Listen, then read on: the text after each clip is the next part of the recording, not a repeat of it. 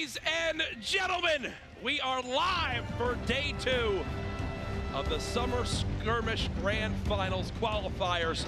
Courage, joined by Dr. Lupo. How you doing, man? Good, man. Yesterday was fantastic. The start of 4 days of competitive Fortnite, playing for $1.5 million in prize money. And it's fun through and through. So far, PAX West has been a blast. And I'll say, we had a fantastic crowd yesterday, but this place is literally packed to the brim. There is still a line out the door, standing room only. I told this crowd to get loud tonight. I'm not going to lie to everybody at home, but I want to test them right now. Ladies and gentlemen in the venue, how are we feeling tonight? Oh my goodness, I'm getting hot and bothered. I'm getting hot and bothered, Lupo. Well, I can feel it, Jack. Oh yeah, in a good way, in a good way. The excitement here is fantastic. Oh, yeah. Everybody's really excited to see some gameplay today. And we have this evening, day 2, like you said, of the final week of Summer Skirmish. We got 4 games coming at you this evening. It's gonna be crazy. So yesterday we saw 33 players qualify for the grand finals on Monday.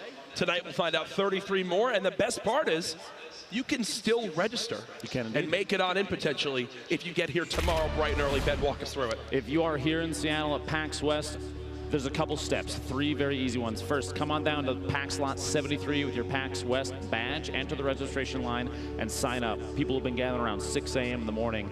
They're very excited to get in. Step 2, if you do get in, you're registered, show up. You got to check in at your designated check-in time on the 2nd floor of the convention center. And the most important step, in my opinion, Courage, is you got to play. Hop onto your designated computer, configure your settings, and get ready to play.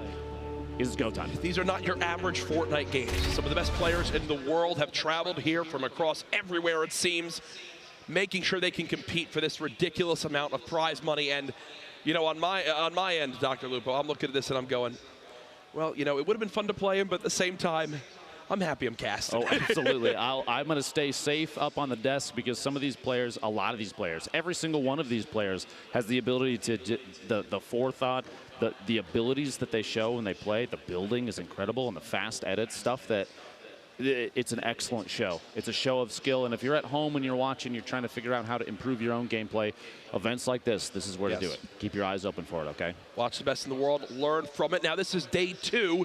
If you missed yesterday, don't worry. We've got you covered. Production put together a nice little day 1 recap. Let's have a watch. Ladies and gentlemen, we are live from Seattle. $1.5 million on the line. It's been nuts. And this is the only thing going on here. Go play at the Lazy Lakes mini golf course. We played last night. I won't spoil what happened. Tons of competitors coming out here to put on a good show. Play looks like he's looking for a snipe shot. You see him he's jumping and whipping back. Here it comes. Oh! There it is. Replays with the headshot. He's going for it. You see every time. He got it. He got it. Right there, gets the shot. What a fast edit. He doesn't even run. 5 HP remaining. Even he didn't believe it.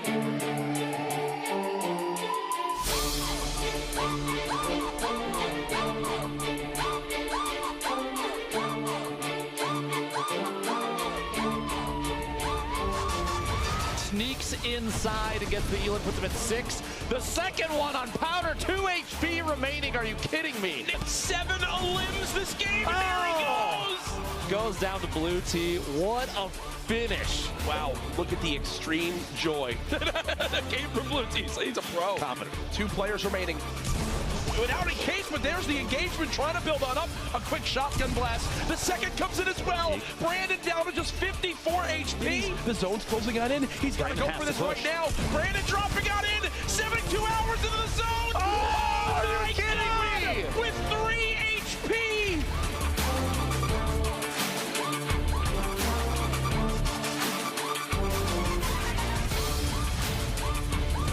Second layer. Third layer. Trying to spot where he is. Nothing yet. Here comes the spray. He's in the 1x1. The spray down.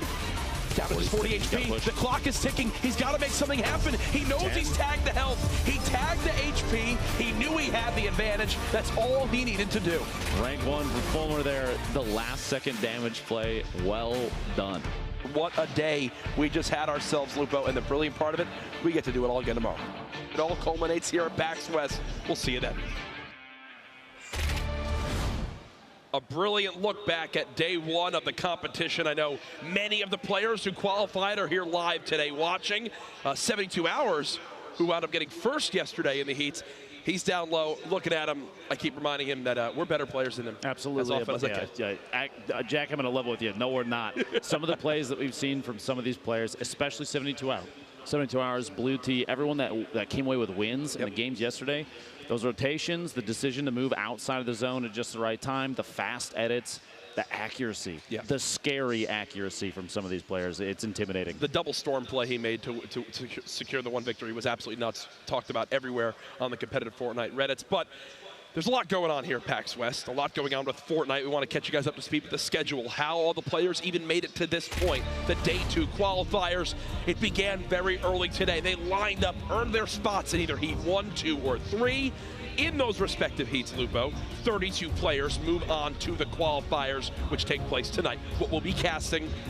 Then they played 2 games to earn their spot. Tonight, we'll play 4.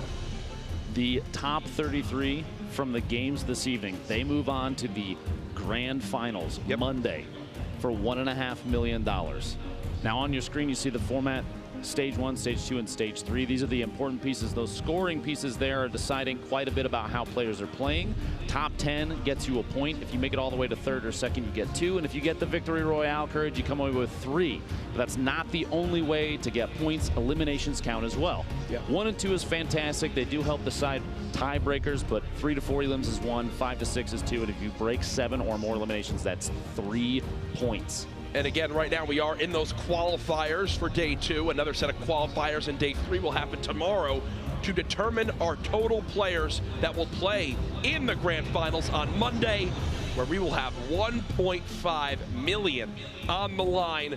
A ridiculous prize pool. Let's take a look at how it all breaks down. Ben, Dr. Lupo, this is a life-changing amount of money. First place is $225,000. If you get top 5, it's 6 figures no matter what. And if you, regardless of how you place in the grand finals, just making it alone is $5,000. Yep. $5,000, Courage. So basically, you come here, you play in a weekend of Fortnite, you win at least $5 grand if you make it to the grand finals. But again, either way, ridiculous prize breakdown. What a scenario and what scenes it will be for the players who come out on top there, who can really make a name for themselves, because that's the big thing as well. In such an inclusive event like this here at PAX West, at the finale of the Summer Skirmish, this is now 8 weeks of competitive matches. We've seen new names rise to the top, people who, honestly, I had never heard of prior to the Summer Skirmish, now have shown how good of players they are to the point where they're picked up by professional organizations.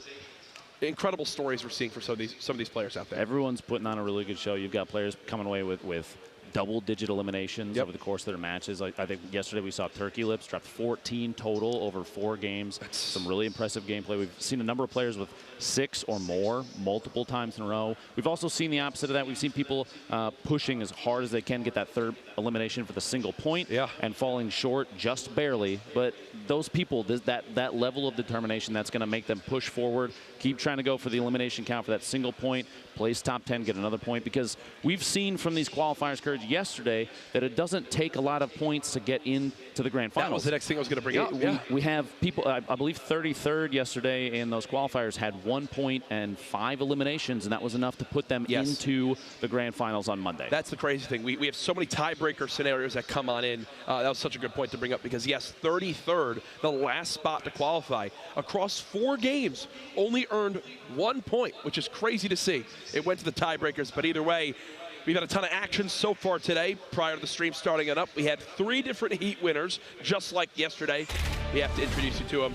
These are the names to look out for today. Heat 1 early on, OT Divine.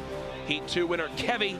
And then Heat 3 winner was Monster, someone that I've played with multiple times in the past. Chance, good dude, but here's Divine, 5 elims, and yesterday, every time we saw the Heat winners, they finished with 5 elims as well. Exactly, it's a recurring theme, but you see the placement down there. OT Divine absolutely dominant in both of his games, 3rd and a win among the 2 games. And here, the finish of his matches, it's crazy to think that's consistency. 3rd and a victory is something we have not seen yet in these heats, and it's I think that means Divine's definitely a player to keep your eye on. Yeah, I think You know, 72 Hours, who got first last night, was probably the most consistent player I saw at overall placings. Exactly. So far to this point, but a third and first is darn good in those early heats.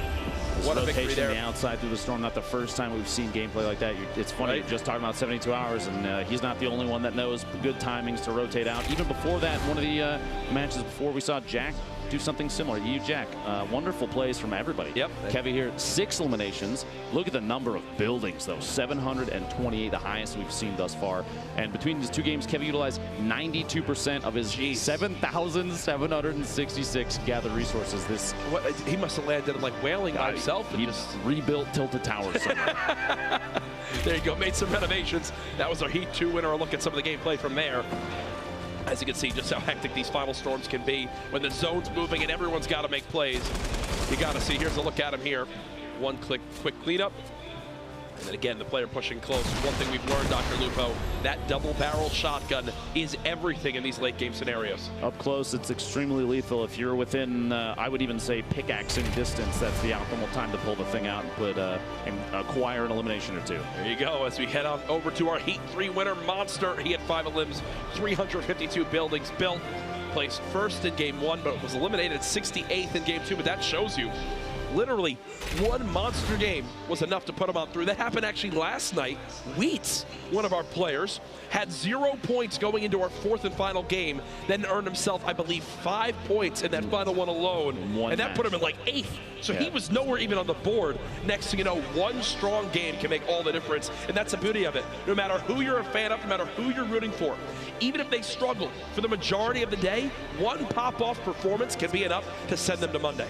I think that should be at least a little bit of motivation for players that have, like you said, concerning gameplay earlier in their games. Yep. Look forward to the next one, because it does not mean you're out. You capitalize on optimal situations. You find times to third party. You gatekeep in the appropriate ways and push in with a storm, maybe keep people on the outside. You can take advantage of those, pull away a couple points, and make your way to the grand finals. Absolutely, and that's the story we told yesterday. Again, as the day goes on, we'll keep you up to date in standings, where people are, who's moved on, who's qualified. Get involved in the conversation, though. We said it yesterday. Tag us, go ahead, send us who your predictions are. A lot of people thought Vivid was going to be someone who's going to make a ton of noise, and unfortunately for him, yesterday did not go his way. Hashtag Summer Skirmish online.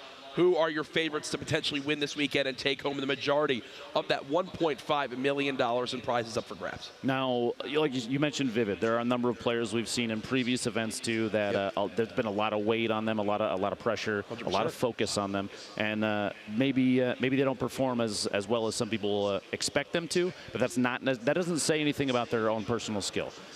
In certain situations, it could be poor decision making, something like that. Maybe too much pressure, not enough sleep, something like that. We've seen Vivid perform in the past. 4 of the previous 7 weeks, he won Summer Skirmish. That's a statement, Jack. That's a statement. That most certainly is. Now, back in Heat 1, you saw a little highlight of Marksman actually winning one of those games, earning the Victory Royale. We caught up with him earlier today. The most beneficial skill I have is my mind, I guess. Just the thought process I go to and trying to strategize to win is going to help me the most. I never say that I'm like the best builder, or some people are known for building. I'm not. Some people are known for crazy plays and aim. I try to make them when I can. Like, I want to go for awesome plays, but at the same time, I think strategy is one of the most important things in the game. First game and second game, I got lucky on the zone, and that matters a lot just because it gives you time to mine up a lot of mats. One of the big mistakes people make is they don't rotate early, and if they don't do it early enough, right now at least, how people are playing, you get caught out fighting with maybe 2 or 3 people on the edge of the zone, but also the people that did rotate early will shoot back at you. And that gives you a really easy chance to pick off kills if you can third-party people and just get a few shots in. I've done YouTube and live streaming for a long time as just a content creator, and I've done it for fun. It's been my job and my livelihood, but I'm also a really competitive person, played with a lot of competitive friends, and I never got into it enough to really want to compete because I didn't have a team. But in a game like this where I can play solos, where I can play duos with one of my teammates now, I want to prove that I can win. You know, I like to make videos and I like to have fun, but I want to play in a strategic way and try to play smart. That's how I win games. That's how I'll advance. I want to prove that I'm good enough to win as well.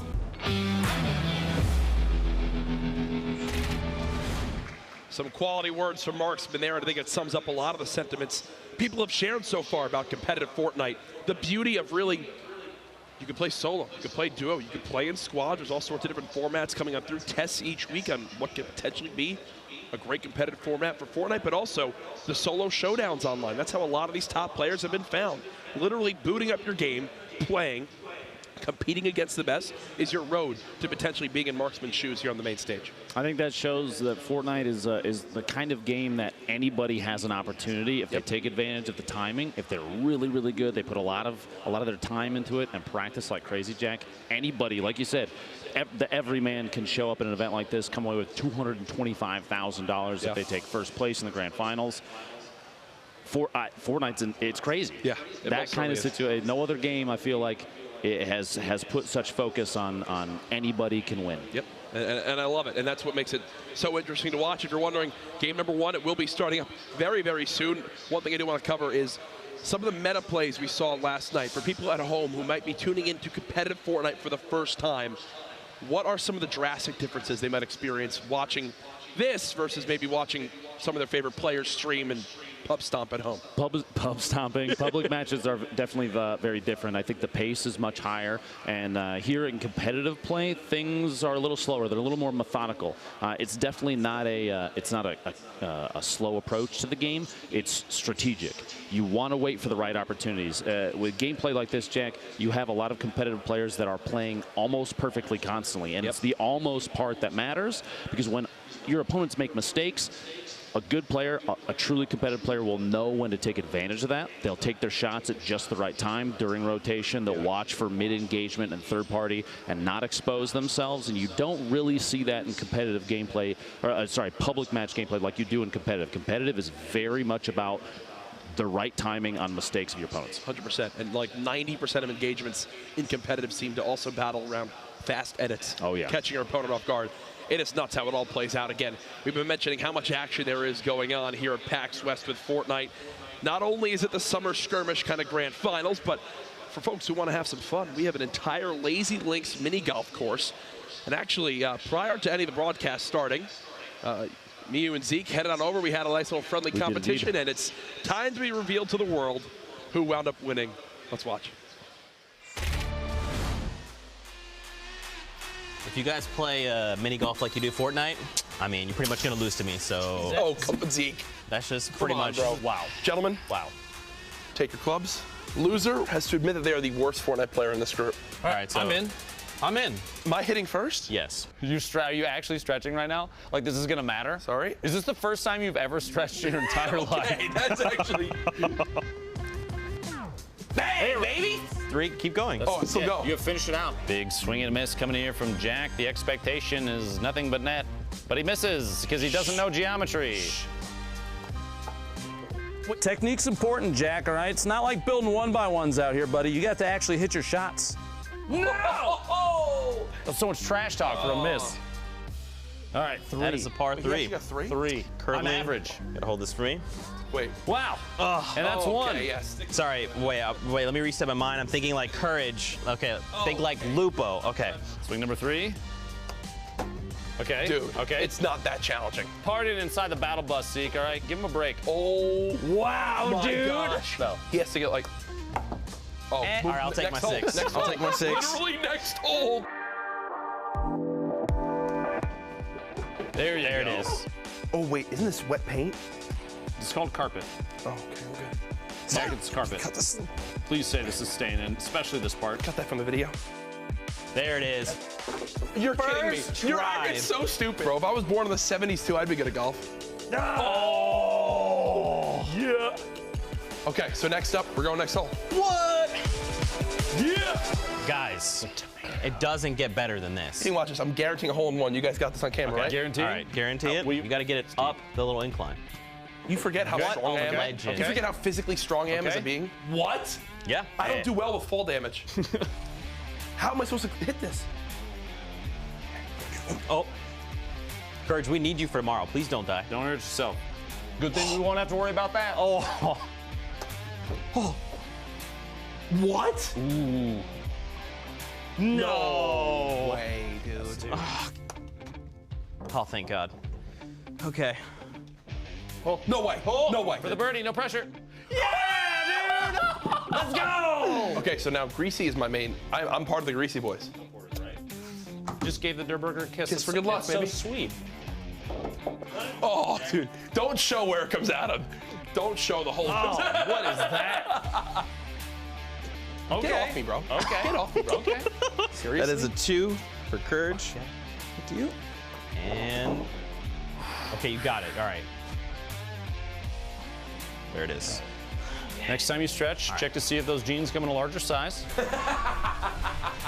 They don't, apparently. Great. Oh, that was so bad. The tongue didn't even go back on the green. Now look where it's You trying. gotta hit it from there. You gotta hit it from there, dude. You gotta hit it from there, From bro. there? Play it You where can't it stand on stands. it, that little break. We need to put you in the toddler division. Okay. Okay. Jack, we made a mistake. When we got him a golf club, we grabbed one of the adult-sized ones. Yes. Wow. Wow. Wow. Okay. The drama. All right, I'll take my 6. It literally is the way of the road. The way Speaking of of the way of the road, we're here at Paradise Palms. The way of the road. Come on, baby. Come on, baby. Come on, baby. Come on, baby. Come on, baby. Come here, boy. Let's go. No way. Let's go. No Let's way. go. Oh.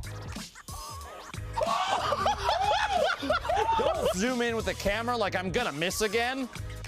No! Oh my God. Oh my God. There you go, bud. 5. Zeke now looking for redemption. A brilliant swing. shot. An absolute. Yeah. Zeke. This is rigged. Zeke falls to the same volley as Dr. Lupo. Unbelievable. It's aggressive. Oh, There it is. Okay. No. that's called art. Way of the road. Here we go. All right, now Come on, random Ben. pipe. Go in the hole. Go. Yo, imagine.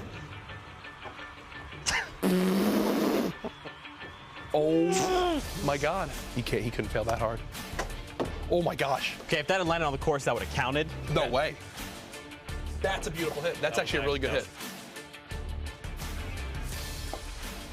No. Oh. Come here, you need a hug after that. You need CHR. Lupo, you finished with a total of 33. I did. It feels good. I finished with a total of 31. Zeke, Zeke, you got 43. we did have a bet here, Zeke. I guess go ahead and zoom in real close for this. I am the worst Fortnite player amongst this group of beautiful people. If you get a hole-in-one while you're playing the course this weekend at PAX, make sure you tag us on Twitter. Hashtag Summer Skirmish. Hashtag I hit a better shot than Zeke because I'm better at putt-putt. I'm gonna go shower because I'm sweating. Yeah. I'm so sad. I'm decent at Fortnite. I'm dummy thick, and I'm also the you are- best at mini golf. You're absolutely dominant on the putt-putt course, Thank you, my friend. Thank you so much. Again, Zeke, good job. That was a great effort, I think. But no, that was a ton of fun. Again, I think a lot of people here had the chance to play. They literally built an entire functioning mini golf course, which is just ridiculous. 9 holes, yeah. One of the experiences. You got to get out to these events. We had, well, I mean, you think back to the Pro-Am back at E3 and what all happened there in the booth. It's getting crazier The literally party every itself, event. it's just been nuts. I don't know what's to come next, but I'm ready. I'm absolutely ready. Yeah, it's on top of that, we have gameplay here that you won't see anywhere else. Competitive players playing out of their minds. So you have the entertainment side, the shenanigans of PAX West and the golf course. But let's be honest, Courage, I am looking most forward to the 4 games this evening, the 4 games tomorrow, and the grand finals on Monday for $1.5 million. The pressure that these players must be feeling. Now, if you're listening, I'm really sorry for mentioning it, not to let it get to you, but it's got to be through the roof. Oh, it's absolutely nuts. I mean, there's been so many things I've enjoyed about the event so far. For one, it's a lot of it's meeting the people who have obviously been watching online, keeping up with the players. Some guys that have never followed a competitive like esport before, you could say, and have now really had their kind of getting their feet wet with Fortnite, seeing their favorite players, and they're not only watching top streamers now, but they're also watching just top competitive players, people who are the most dominant at the game, the 0.1%. And meeting them, talking with them, hearing their favorites, it's just fun to see how it continues to develop. Who got picked up for this team? Who's going on this lineup? I can't believe this guy placed here. we're going to keep seeing more and more of it, and I can't wait to see where it goes. I also enjoy the fact that a lot of these players have had conversations openly with fans and their competition about strategy. You see people comparing what the current meta is, what the best way to edit and box opponents, and how to outplay each other. Yep. That camaraderie, I love it. Yeah. I love that about Fortnite and the competitive scene right now, and everyone is here to try and build each other up. What a pun. My apologies. I didn't even think about it. But at the same time, they all want to win. They all want to dominate the competition. They all have a little bit of a secret in their back pocket. Sure. And the play has been fantastic. Oh, for sure. And we've also seen with the weapons people are using. I mean, we had 72 Hours win a game last night, earn a victory royale with 2 drum guns, 3 healing items. You've obviously seen the sniper play from phase replays, how good Splodes can be. It's like, it's whatever you can get your hands on, obviously you're going for, to whatever weapons you can upgrade, but there's certain ways people utilize certain weapons to just catch your opponent off guard. It's cool to see, but either way, there's so much stuff still going on here. I believe we've got actually a cool little thing to show off right now. If you've been paying close attention to social media and Fortnite across all the platforms, something was mentioned for the limited time mode coming out next week called High Stakes. Well, I've got a little bit more information for you here. Again, Fortnite presents High Stakes. If you missed the news yesterday, next week a new event debuts in Fortnite titled High Stakes. This event features a brand new limited time mode called The Getaway, a new wildcard outfit with selectable styles, and a free set of challenges. Today, as you can see, we're taking a look at the wildcard outfit inspired by the first 4 card suits. The outfit helps you dress for the job. All 4 masks are included with the outfit, so you can change to whatever style suits you. The outfit also comes with the cuff case back bling, and of course, there's the Sept Cracker glider, so you can fly in with style. I mean, are you kidding me? Are you kidding me? I don't think they're kidding, Jack. Tomorrow we'll have a gameplay reveal of the Getaway limited time mode and a brand new item coming to the game that I'm happy to say is called the Grappler. Oh my goodness! I can only imagine what I'm about to be doing with that thing for the Cliffs. Epic's always kind of sprinkling a new thing, changing the way that gameplay evolves every single time they deploy a new item. But I got to say, so they're going to add in the Grappler. Yep. At any point, if they happen to vault the drum gun, I might single-handedly blame 72 Hours after yesterday. I'm not going to lie to you. Yeah, I mean, I already have a ton of love for the impulse grenades, the shockwave grenades, but if the Grappler is like what I think it's going to be, I don't know. Those could be dethroned. Those could be dethroned. I just love anything with movement that spices up plays. Yeah, you can get your normal limbs, but I can, impulse above the guy and make something cool happen, or shockwave across half the map. We've seen a number of those movement style items. Those are the things that change the way that players play, the way that they've developed their own gameplay. Because if you have the ability to traverse a base that your opponent's built, maybe you're stuck in a very vertical 1v1, those movement items, they can help you apply pressure at the right times. They can make it so that you have the advantage suddenly over your opponent. The Porter Rift is a great example, an item that you're stuck underneath somebody, you're very low on materials. Yep. You pop that thing, and suddenly you have a top-down view of everybody. Absolutely. And you get to choose where you land, and you can catch a lot of people off guard with that. No, the Rift to Go is one of the more unique items that have added to the game. The Rifts in general, when you think of all the movement items that have been added to this point, it lets you just change up entirely how you rotate, where you spawn on in. I think it's given the ability, especially in competitive matches, to land at those extreme outskirts and then play around. Oh, I'll get an ATK. Oh, I'll hopefully get a Rift to Go. Oh, I'll use a shopping cart or something like that. Bounce pads let you speed up your movement. Obviously, just rifts on the map in general. It's went from people trying to land closer towards the middle and play in those zones because you don't really have a lot of movement options, to now like, I'm going Flush Factory. See you later. I don't care if the zone's in the northeast part of the map. I'll find something to get me over there. It feels like every corner of the map at this point is relative. It can be part of the game. You can play to that position no matter where the circle might end up. Because like you said, those rifts that are already spawned, you have the Rift to Go item. You have all these different ways to traverse the map. You never really feel stuck. Yep. And that's why, as we've watched the battle bus at the beginning of each of these matches, you see the players are spreading across the entire map. it's not just one side. It's not just right under the bus. It's not the more populated areas. It's everywhere, and that's part of competitive gameplay that if you're watching from home, you should take note of. All the little spots that players drop, those are all relevant. It doesn't have to be a POI. It doesn't have to have the name. There are a lot of little chainable rotations you can land in and hit these spots and consistently get loot, resources, materials, and everything that you need. And the movement is still available. Your ability to relocate on the map, that is one of the biggest things about competitive play that I think some players don't realize, is that everywhere on the map is viable. Oh yeah, think of yesterday. We were watching that little town south of Paradise Palms at the very bottom of the map. You wind up going there, we call it Westworld or whatever, you know, the outskirts little town. Like 4 or 5 people were landing there. Some of our top elim players were going and getting early game engagement wins, and next thing you know, these guys have 3 elims when there's still 60 left. They've earned themselves a point, and that might be enough to put them on through to the next round to earn their spot in that final qualifiers. Again, for everyone at home, we appreciate your patience, getting a couple things sorted here behind the scenes. Use that hashtag Summer Skirmish that we mentioned earlier on. We should hopefully be getting into the game here soon. Either way, things we've talked about, this high stakes LTM. I'm excited. I want to steal that llama, man. I feel like it's like the perfect way to send us off in Season 5 to whatever is to come with the Cube and Season 6. We were watching games earlier here in the venue. People were freaking out because it was in the low gravity zone by the Cube. So, like, fights were going on, people like floating around. Air, yeah. It completely changed, so the battles wound up going, and it was just so funny to see, like, people try to hit snipes and trying to build based off it. It was a completely different game in that just one area by Fatal. Hopefully we'll see a little tease of that tonight. Who knows? What do you think the Cube is going to do next, Jack? I want, like, another event like when the rocket launched. I saw people thinking, like, what if someone broke out of it and everyone in the lobby had to fight against it? How cool would that be?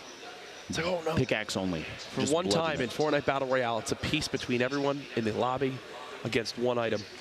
Whatever comes out of the purple cube. Jack, I feel like you would still be the guy to go after eliminations in the middle of a fight. You would completely ignore it. Like that guy who, when the rocket went off, shot down the structure and has the single game elimination record right now because he knocked down the structure and got all of those knockdowns. Man's an opportunist. Smart play. It's a smart play. That's an intelligent gamer, Jack. Either way, though, again, guys, getting into the action here momentarily, waiting to see exactly where production stands with it. Either way, though, I believe we have Zeke, who's going to be talking about what his do you mean you believe you have There you go. There he is. I'm sorry. I can't trust you. What do you mean Zeke. you believe you have? Look, just because you got 31 points, okay, everyone watching, he cheated. Lupo, back me up on this. Yeah, I got to go. Zeke, I'll be right back. Guys, sorry, look, Zeke. First off, you guys are amazing. Everyone watching, thank you guys for tuning in. How are you guys doing, Courage and Lupo? Oh, we're fantastic up here. I was scared for you, Zeke, because you've had a long day. You've been doing the heat casting, and now you're doing this for the interviews. Dude. Are you right over there? I mean, look, I'm not gonna lie. It's been a long day, and we've been here the first 2 days of PAX. I'll be here tomorrow to cast those heats as well.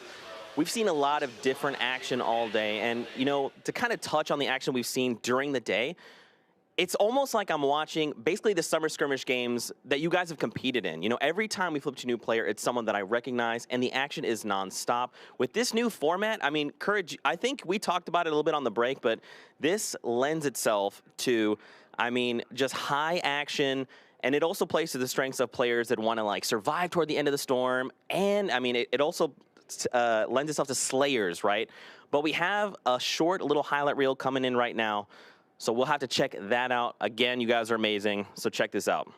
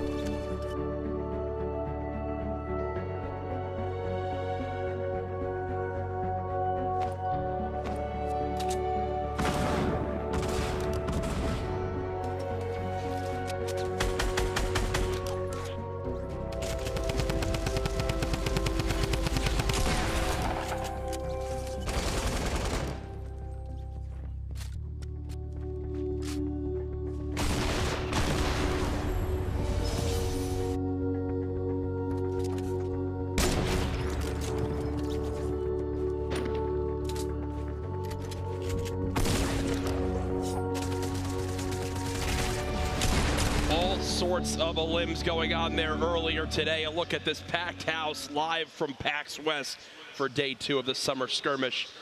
Grand Finals qualifiers. There's so many things you can call it. Either way, though, it's the last week of Summer Skirmish action.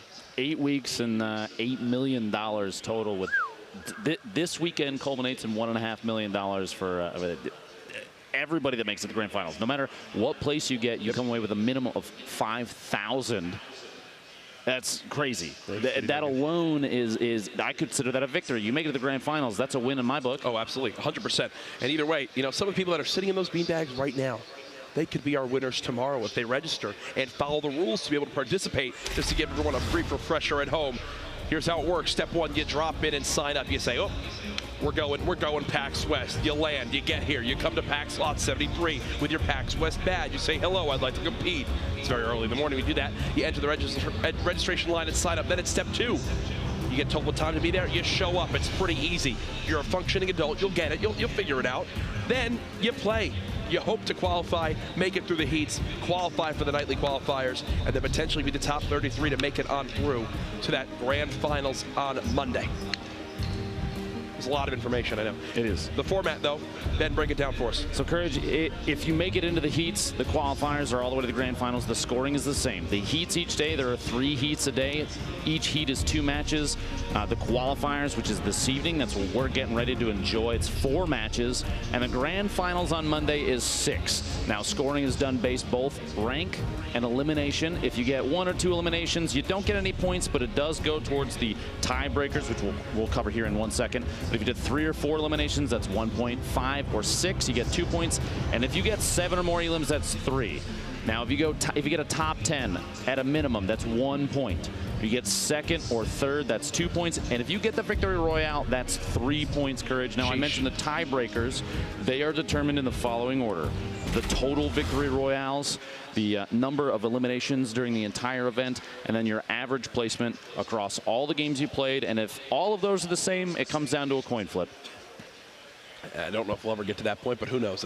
Who knows? Anything can happen. It would be quite interesting to see how it all plays out. Thank you for that refresher, though. Again, all that money on the line as well. Of course. We won't be seeing anyone compete for money quite yet tonight. That's Monday, but the players are competing for a spot to participate at that point. Either way, though, we mentioned a lot of big names here. One from yesterday, 72 hours, so impressive. The amount of times he plays in the top, I mean, this is someone we've seen dominate throughout the skirmishes. What is it about his play you think that just makes him so good? The level of awareness he has of his opponent's position using sound cues, which is hugely important in competitive gameplay, especially in Fortnite. Yep. You'll see that in any game. Fortnite is no exception. And his knowledge of when to make movements on his opponents if they're in disadvantageous positions. We saw him rotate outside into the zone, which is a play that not many players would think to do in the moment. But we've actually seen it a number of times here. He wasn't the first one, and I guarantee you today and tomorrow he will not be the last. You'll love to see it. You'll love to see it. I believe we are just moments away from getting into game number 1. Right now, there's some big names participating tonight. I believe we'll have Myth involved in these games, Poach as well. You know, teammate of 72 Hours there on Liquid. I think he's my front runner. Really? I think Poach is my guy I'm looking for. He's put on a good show a number of times in the past. I said it was Vivid last night and potentially spoiled it all for him. Don't give him the Caster's Curse, Courage, please. I might be doing it again here. There's a look at the venue. All the players packed on in. The Fortnite Summer Skirmish, 8 weeks of competition, has brought us to this point. And I believe there it is, ladies and gentlemen. Here we go. Here we go. It's game 1. Day 2, the final week of Summer Skirmish, Jack. And we have a northwest to almost a top center bus path. And you see already, like I said before, we were talking about long-range drops. Anywhere is basically eligible. It's all valid. One thing that you will see, do you see in the bottom left on the map right there, that you have a number of players dropping out over the ocean. The reason they do that, for anybody that doesn't realize, your parachute opens in the game, the glider opens based on your elevation relative to the ground. And so what they're doing is trying to drop over the water because the elevation of the ground is as low as possible, which means they get a really late parachute drop. Yep. That gets them to the drops, the loot locations faster. And we're going to take a look in the bottom right there. That's why they pay you. That's Lupo. Thank you, Jack. Because you explained that. That's TSM Myth. You have a number of players floating in around them. You can still see the map there. A lot of players still floating to the east, southeast side. We talked about Paradise Palms. We got Myth here dropping into the center Dusty Divot. Location that has changed a number of times over the seasons. And he starts out here, attack, some shield. It's time to take a look around. Can't complain about that as we swap on perspectives to Jumpman, who's all the way at Valhalla, as I like to call it, Viking Village for some. At the top side of this map, a lot of benefits actually to landing up here, Lupo, and a lot of them are for that reason right there. You see right next to Jumpman, that rift that can just get him out of any bad scenario. Saf, who's up top of them, we just saw the inventory, already has a scar. So if this man gets into any sort of a ranged battle, I think it's going to spell disaster. It's going to be tough. Jumpman does have the hunting rifle, which you won't see a whole lot of late game from a majority of players, but unless they're feeling very adventurous. Typically, late game in competitive matches turns into like a very CQC fight. But Erico taking Double down with a single shot there. A couple of these players, they're going to be names that you will see again, because if they played in the heats and made it into the qualifiers but did not get into the grand finals on Monday, they're given the opportunity to jump back in and push through a heat again if they have the chance. You get here early enough. Exactly. You get here early enough, go for it, I think is the thought process there. But it looks like Jumpman will be getting into this engagement with Saf, who's just above him, using that high ground. No player having any shields, but I would say the inventory has to favor Saf here. The scar, the blue pump. He's got a hunting rifle as well. Not a lot of materials, though, Lupo, to work with. No shield for either of those players, and they're going to try and a little bit of explosive play here to see if they can bump one another out from any sort of any cover they're in underneath. Trying to rotate around Saf, trying to get a smack in so we can get one more until he's out. He cannot build now, which means an engagement is forced. The trap play, and Saf goes down. Jumpman. This is from the lower side of the map at Flush Factory. There's Nazgul with the quick pump shotgun shots to eliminate his opponent. The crowd gets a little bit behind him there. You'll love to see it. Now swapping on over to the complete, eastern side of the map. Jay Cuddy taking out King with the tack shotgun, gray or not. Look at the reaction of the camera. Okay, I'm getting a feel for this. That great tack, if you're close enough, if you're accurate enough, effectiveness is there. You just have to hit your shots, and now, we saw right there. That's not the storm. That's the low gravity zone. By Fatal that's currently in play. This was happened because of the cube that's been rolling around. Quick little swap for Marshmalele to get that elim. No materials really left, but 200 HP. You got to be feeling pretty confident there. Storm Tiger, name seen online before. Going to go ahead and loot this chest just outside Tilted. I believe I saw just on the feed, Liquid Poach was just eliminated, a name that we were discussing earlier, which is that's a big one to have go down when there's still 80 players, just under 80 players remaining in the game. But you have to remember, 3 more matches after this one. Saint is eliminated, someone we watched yesterday that was not able to make it to the grand finals just yet, but Storm Tiger took him out there. Out of materials, 7 and 5, and that's it. It hopes to grab a little bit, enough for one build. Wow. 5 HP. Oh my goodness! The timing. He's got to try to make something happen. Hit the sniper shot. 1 medal, 1 HP. What? What? Storm Tiger makes it all the way underneath. Okay, and here's his opponent, maxed health with a shotgun. Storm Tiger, burst. if you win this game, you're my dad. Okay. And Jack. You are not the father. The tests are back, my friend. Jack, you're putting the caster curse coming out already. Wallhack Jack, a fellow member of Rogue, looking for an elimination here, but Teenage takes him out. Some very accurate mid-air SMG shots. And one thing to remind everybody at home, if you've been watching the Summer Skirmish up to this point, we have not had a live crowd. Well, guess what? It is standing room only. And you can hear just how intense it is. A live look at the scoreboard. Again, we are running a full-functioning spectator feature here this weekend that catches us up to speed on where we are. Now, Ben, for everybody at home, let's remind them of how the points work. 3 to 4 limbs will earn you 1 point. Nobody yet at 3 limbs. So everyone's still sitting with a goose egg. Lassie's the closest right now, though, too. But here we see Painful PvP pushing up, trying to see if he can get above his opponent. But there's a lot of building going on here. The triangles there, the pyramids. But he does have a top down. His opponent using those pyramids to double layer, trying to make his way in. But a lot of edit and replaces from Painful. The drop down, his opponent closes an edit behind him. The chase down. That tack shotgun coming in handy. He takes an elim from Seba there and picks up all his loot. Was that not exactly what we talked about earlier on with the edits and how edits are basically 90% of high-level play? Both players trying to utilize them there.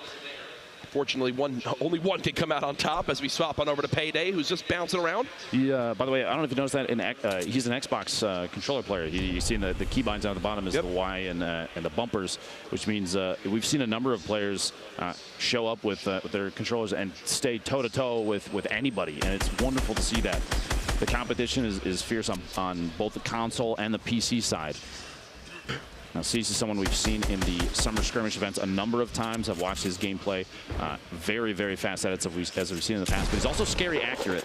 Of course, I say that. The shotgun blast. A second one coming in. The jump over the top. There's the edits you mentioned. Trying to just pull some last-ditch efforts with the clingers, but it's not enough. Payday does go down. It's a relatively clean fight from CEST, and the big thing to point out, too, as well, Lupo, look at the materials. Now, 800 wood, 430 brick. Great spot to be in so early in the game. You see Hysteria, the left side of your screen. He was someone who wasn't able to make it through yesterday through those qualifiers. Came back on through, got off early, and now he's back again. Made it to the heats today to give it another shot, and they're down there in Greasy, but back over just southwest of retail. There's a pair of houses here that is a pretty common loot spot for players that don't want to hit a POI, but it looks like it's a pretty hefty drop here this time. Dr. David, a fellow doctor, trying to see if he can put some shots in. Probably not legitimate as well. Sorry. Wow. I'm sorry, Ben. We'll talk about that later on. These drop-ins, you'll see some players even avoid building. I think his opponent was down underneath. That David gets third-partied.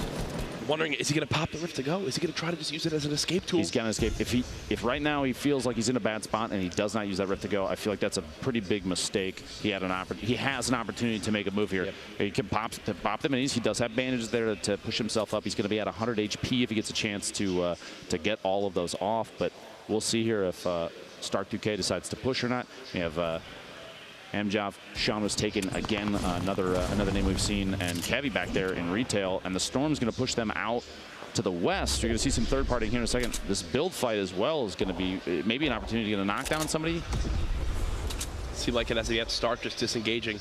And, you know, I was so confident in him in that last battle once I saw the kind of health that his opponent was at, but then I didn't kind of realize maybe his material count is low, and that's exactly what the scenario is on the opposite side of the map. Megalomaniac 94. This is out at the hotel. The snipe shot. Oh. The headshot on Envy Scratch before going for the rift to make an escape because of the circle, and but Scratch had maxed HP. He did. Megalomaniac only had 75. That was one of those where it's like, this kind of determines my whole game right here. A headshot is everything, and he landed it. An excellent shot. Fuzzy, the top-down view, pushing down. This double barrel we've seen a number of times. One of the most chosen in competitive, most chosen shotguns in competitive games because just how close combat a lot of these fights are. You won't see a lot of players say no thank you to a double barrel. It hits so hard up close, you can make a definitive play very easily with it. Right now, Fuzzy seems like he's not too confident in the engagement he finds himself in, just looking for maybe a reset in this fight. Quick little picture in the top right as you see Fuzzy just kind of jump out of frame saying, nope, not this time around, pal. The top right there, like you said, Jack, is kind of, it was almost a cross-section of what was happening around Fuzzy as he was backing away, just so players can see the layers, the number of the angles, the ramps that get placed during these engagements. And you have to watch for every angle possible because his opponent could have pushed up, built up a little bit, and gotten the top-down view through one of those ramps and taken a shot on Fuzzy as he was backing out, but he was lucky enough that they did not do that. He's taking his opportunity to farm up a little bit and build up another material buffer. Cup Smiles, this is another player I think we saw yesterday making a move away.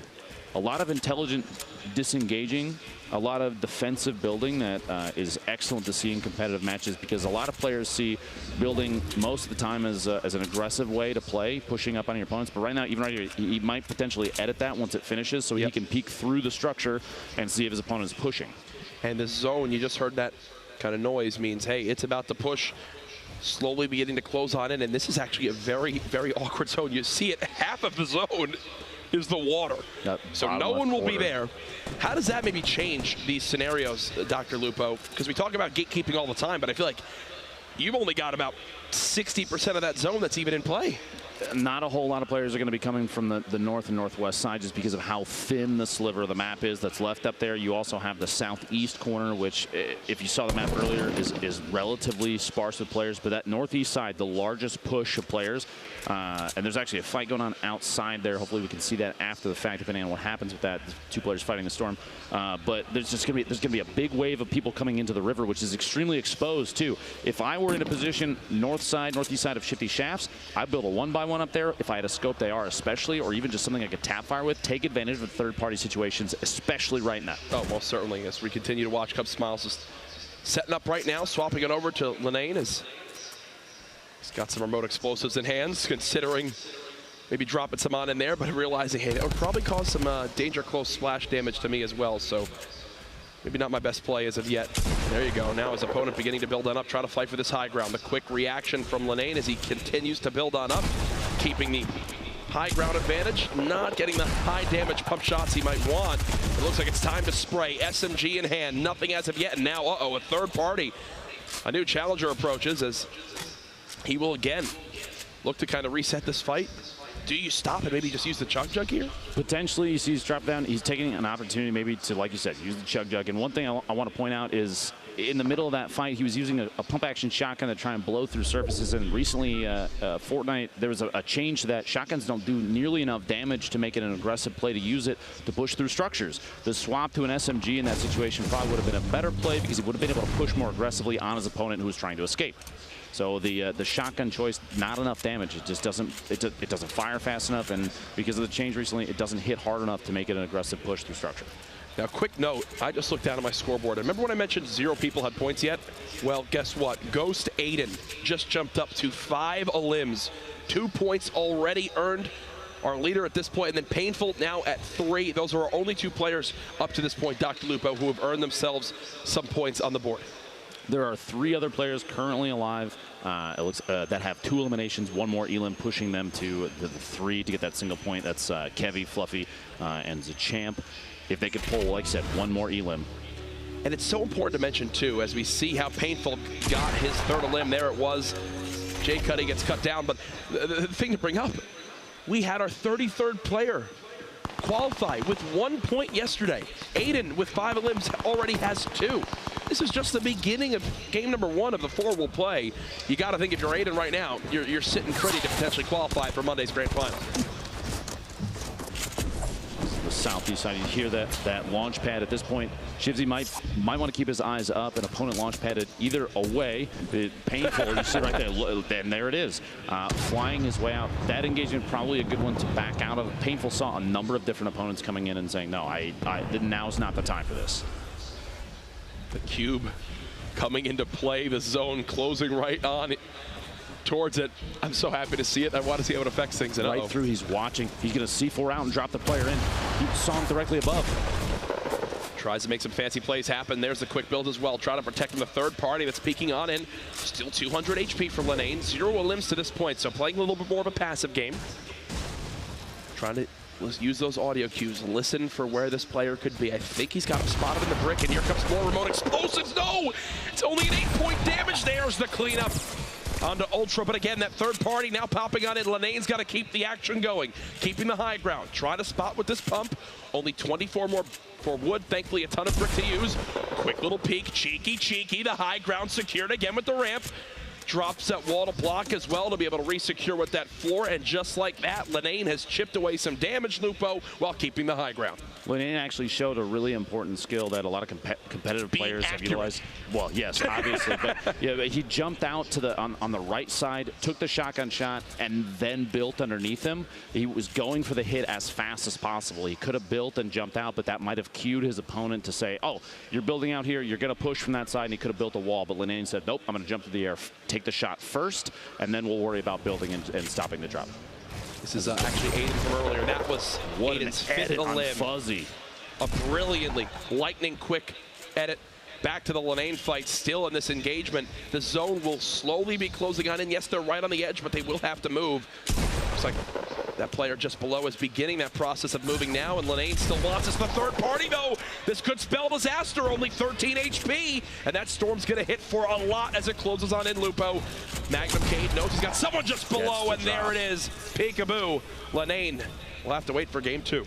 Linane actually, Jack, he was on my flight, my second flight here. I was actually not expecting that. No, it's fun fact. And this is his first time flying out of the country to come down here to Seattle to play in the Summer Skirmish. Okay, Aiden has 7 elims.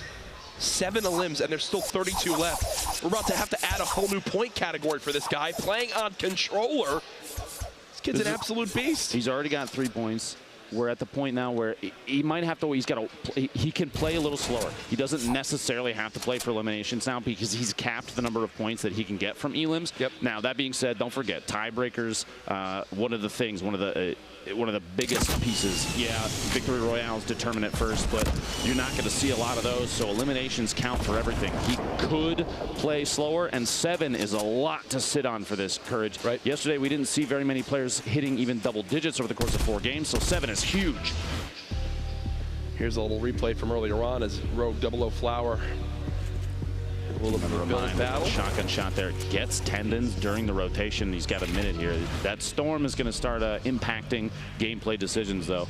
Sean, you see the low gravity. Floating, yep. They're close enough to the cube. This thing is really changing up how some players are maneuvering and maybe even throwing them off. The expectation to drop faster while you're jumping and trying to throw snipers and tap fire from ARs from a distance off, it might make it tougher because you're not necessarily moving in a way that you're used to.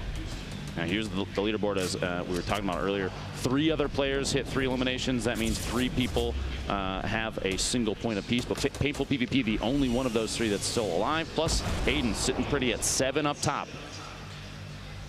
Back to the game now. Sean was taken, hiding, healing. Greasy Grove. One of my favorite areas on the map. You see that low gravity zone ending just outside that area. Players beginning to push on in. Aiden has made the move. So last we saw, Aiden was on the far side of the zone, had to make something happen. Well, he has. Still 31 players left. You can see the entire zone on this mini-map. Shows just how kind of slow played some of these guys are taking this to try to stay alive for that top 10. Now you can see Aiden kind of sneaking around. I think he may have heard movement from the player above. You have to remember, even a weapon swap, you can hear that audio cue. And so wheels up top, if there's change weapons at any point while Aiden's been in here, he will have heard him. You can hear the footsteps. There's movement happening. He knows there are people around him. He's looking for more fights. This is the next zone. Is the first zone that will be, one of the full rotations that'll have to happen. It was half out of play. Tempo actually just got knocked out of this game by CEST. So I gotta say, this might be some of the most aggressive in the middle of a rotation. Aiden just says, you know what, I'm just gonna go for it. I've got a player trapped outside, put himself in a 1-by-1, and he's making moves. Look at these speed builds, turbo building, spinning around, placing walls. He's made it into the next zone again, out of metal, but still 1,500 plus materials to use to his name. Over to LeVake, trying to edit on down. Player just above, a little bit of an awkward spot for him to be in.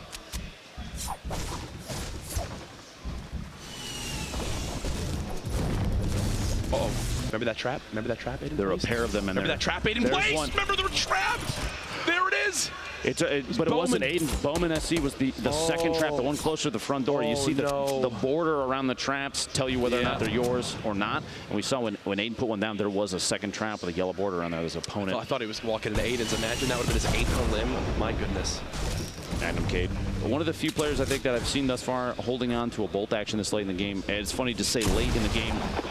I shouldn't have said anything, but Chuck Nance, the shotgun play there. But this late in the game, there's 26 players remaining, and this is the first circle move. This is where the people on the east and south side, forced engagements are going to happen. Joystick in general going to run into each other. Bowman actually going down there in the southwest to Shivsy. Kevy taking out Stark Duque in the rotation in, but gets third party by Sean was taken. Oh, and Sean just got a free launch pad placed right below him from an enemy, so he's going to use that to maneuver quickly towards the opposite side of the zone. CEST now building up to the high ground too. You see Hysteria still alive, Marksman still alive, Ghost Bizzle still in this. Those are some of the bigger names in competitive Fortnite. Still fighting in these last 22 spots in game 1. Now, Velicoti maybe pulling the first time I've ever seen somebody bunker up in the basement of Durburger. Usually a pretty common loot spot, but sticking yourself down in the basement, it could be rough. You're kind of bottlenecking everyone above you, because obviously you can't mine out through the floor. Aiden pulling almost another Elim. Looks like there were 3 players in there because he took the shot, didn't get the Elim. And Vide, who got the Elim on his opponent, gets the follow-up. There you go. An excellent two-piece there. But crowd getting behind Aiden, it seems like. Absolutely. Should be proud. 3 points already. Yeah, definitely our leader up to this point, but back to the action. Zone will close soon. Remote explosives in the hand of Sean. He's got 3 Elims, so 1 point for him earned so far. Looking for that quick little third-party peek. Does a little bit of damage. He's closest to this next zone. And Lupo, well, why is this the best positioning as we move toward this next one? He's in a great spot because at this point, the remainder of the players, they're going to have to move the furthest. Now, his structure just got shot down a little bit on the left side, but he can third party. He can watch for rotations. He has a purple AR, which is excellent at doing a ton of damage mid-rotation. You have a really good moderate range weapon.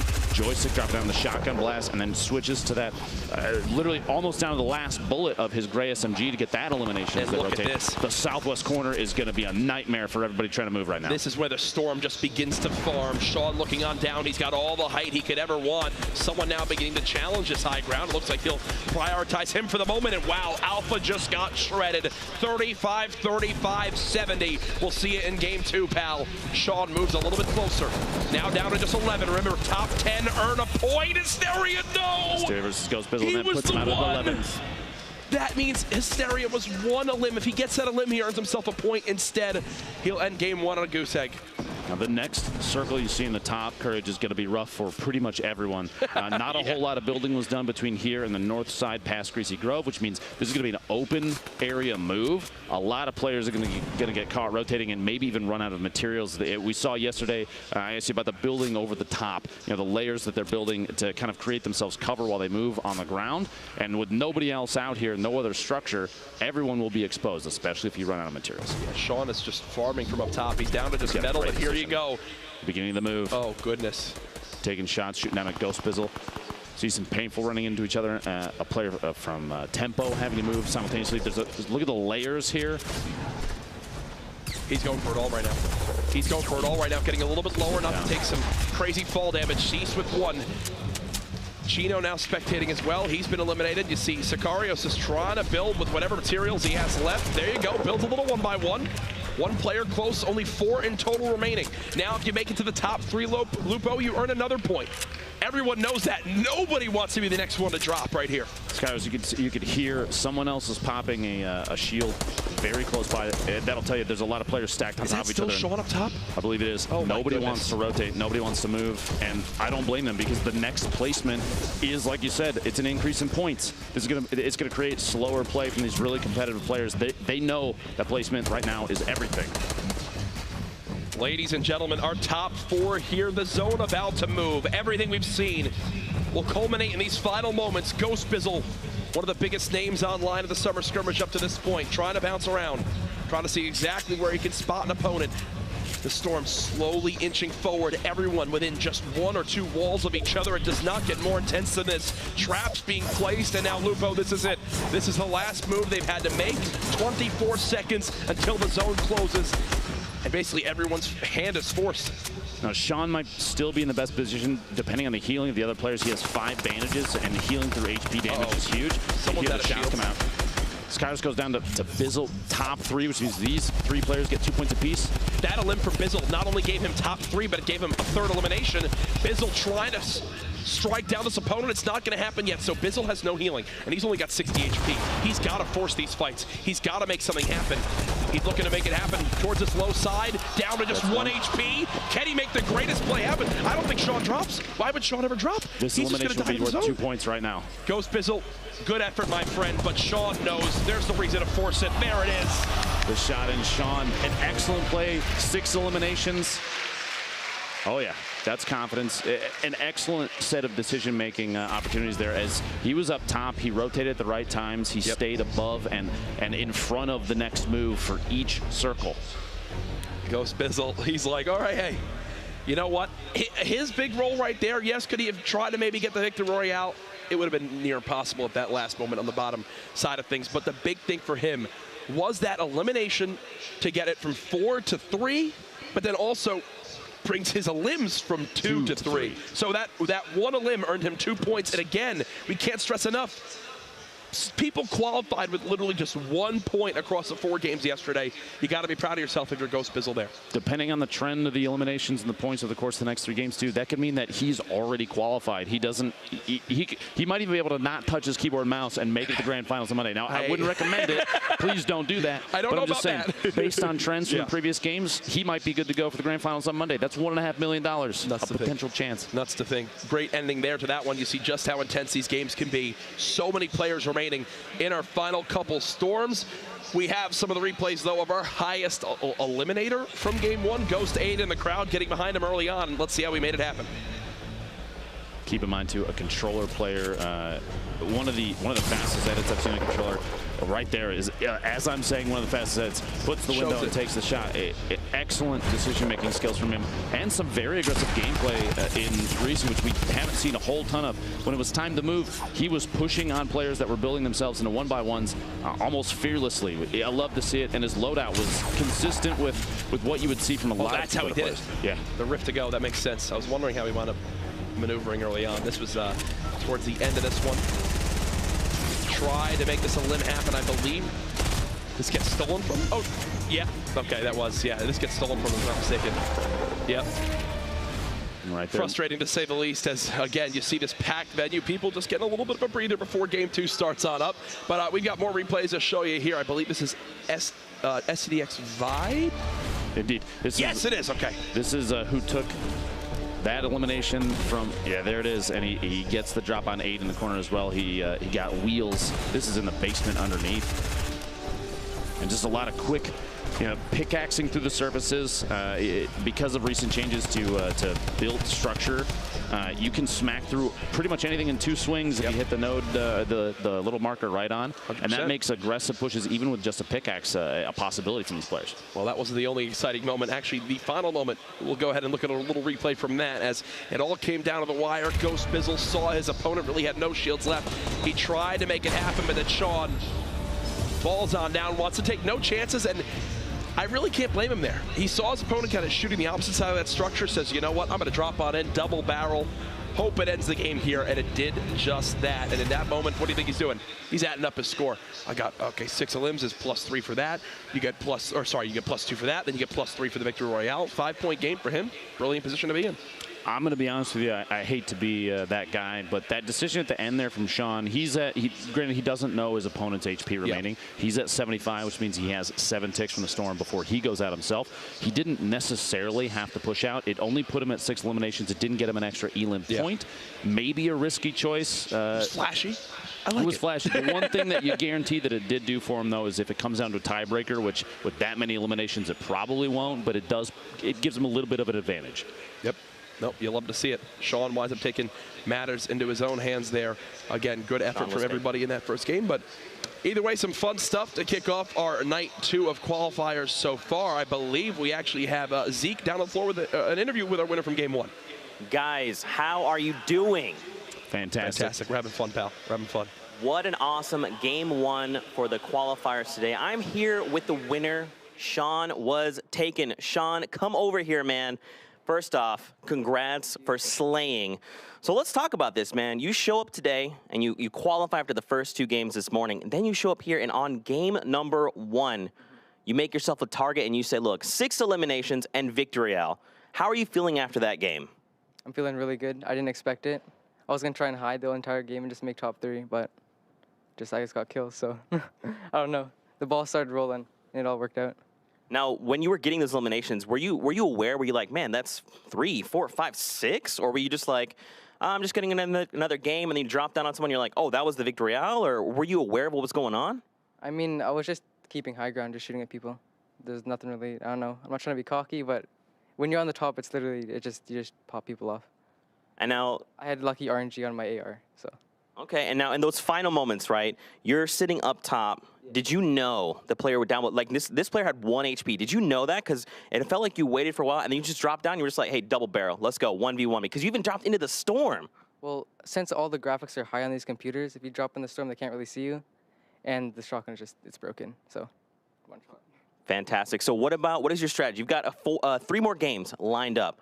What is your strategy going into these games? Are you just going to keep going aggro and keep slaying, or are you just going to take it easy? What are you going to do? I'm going to go for some plays, because I'm pretty sure I'm qualified now, most likely. So if I can just get some content for you guys, that'd be cool. Well, thank you so much, man. Good luck in the rest of your games. Ladies and gentlemen, we're going to take a short 5-minute break. Don't go anywhere. We have more action coming your way after this.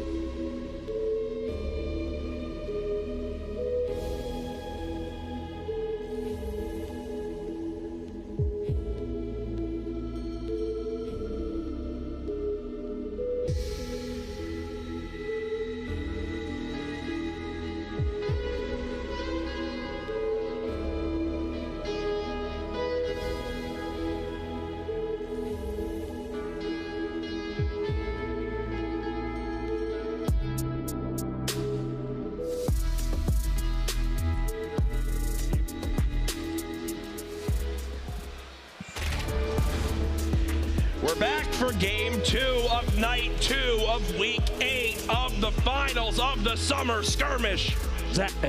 Jack, that's a lot of numbers. It is. It is. At this point, I don't know what I'm saying half the time, but we're having a blast up here. Hope you guys are enjoying at home. Again, Courage joined by Dr. Lupo.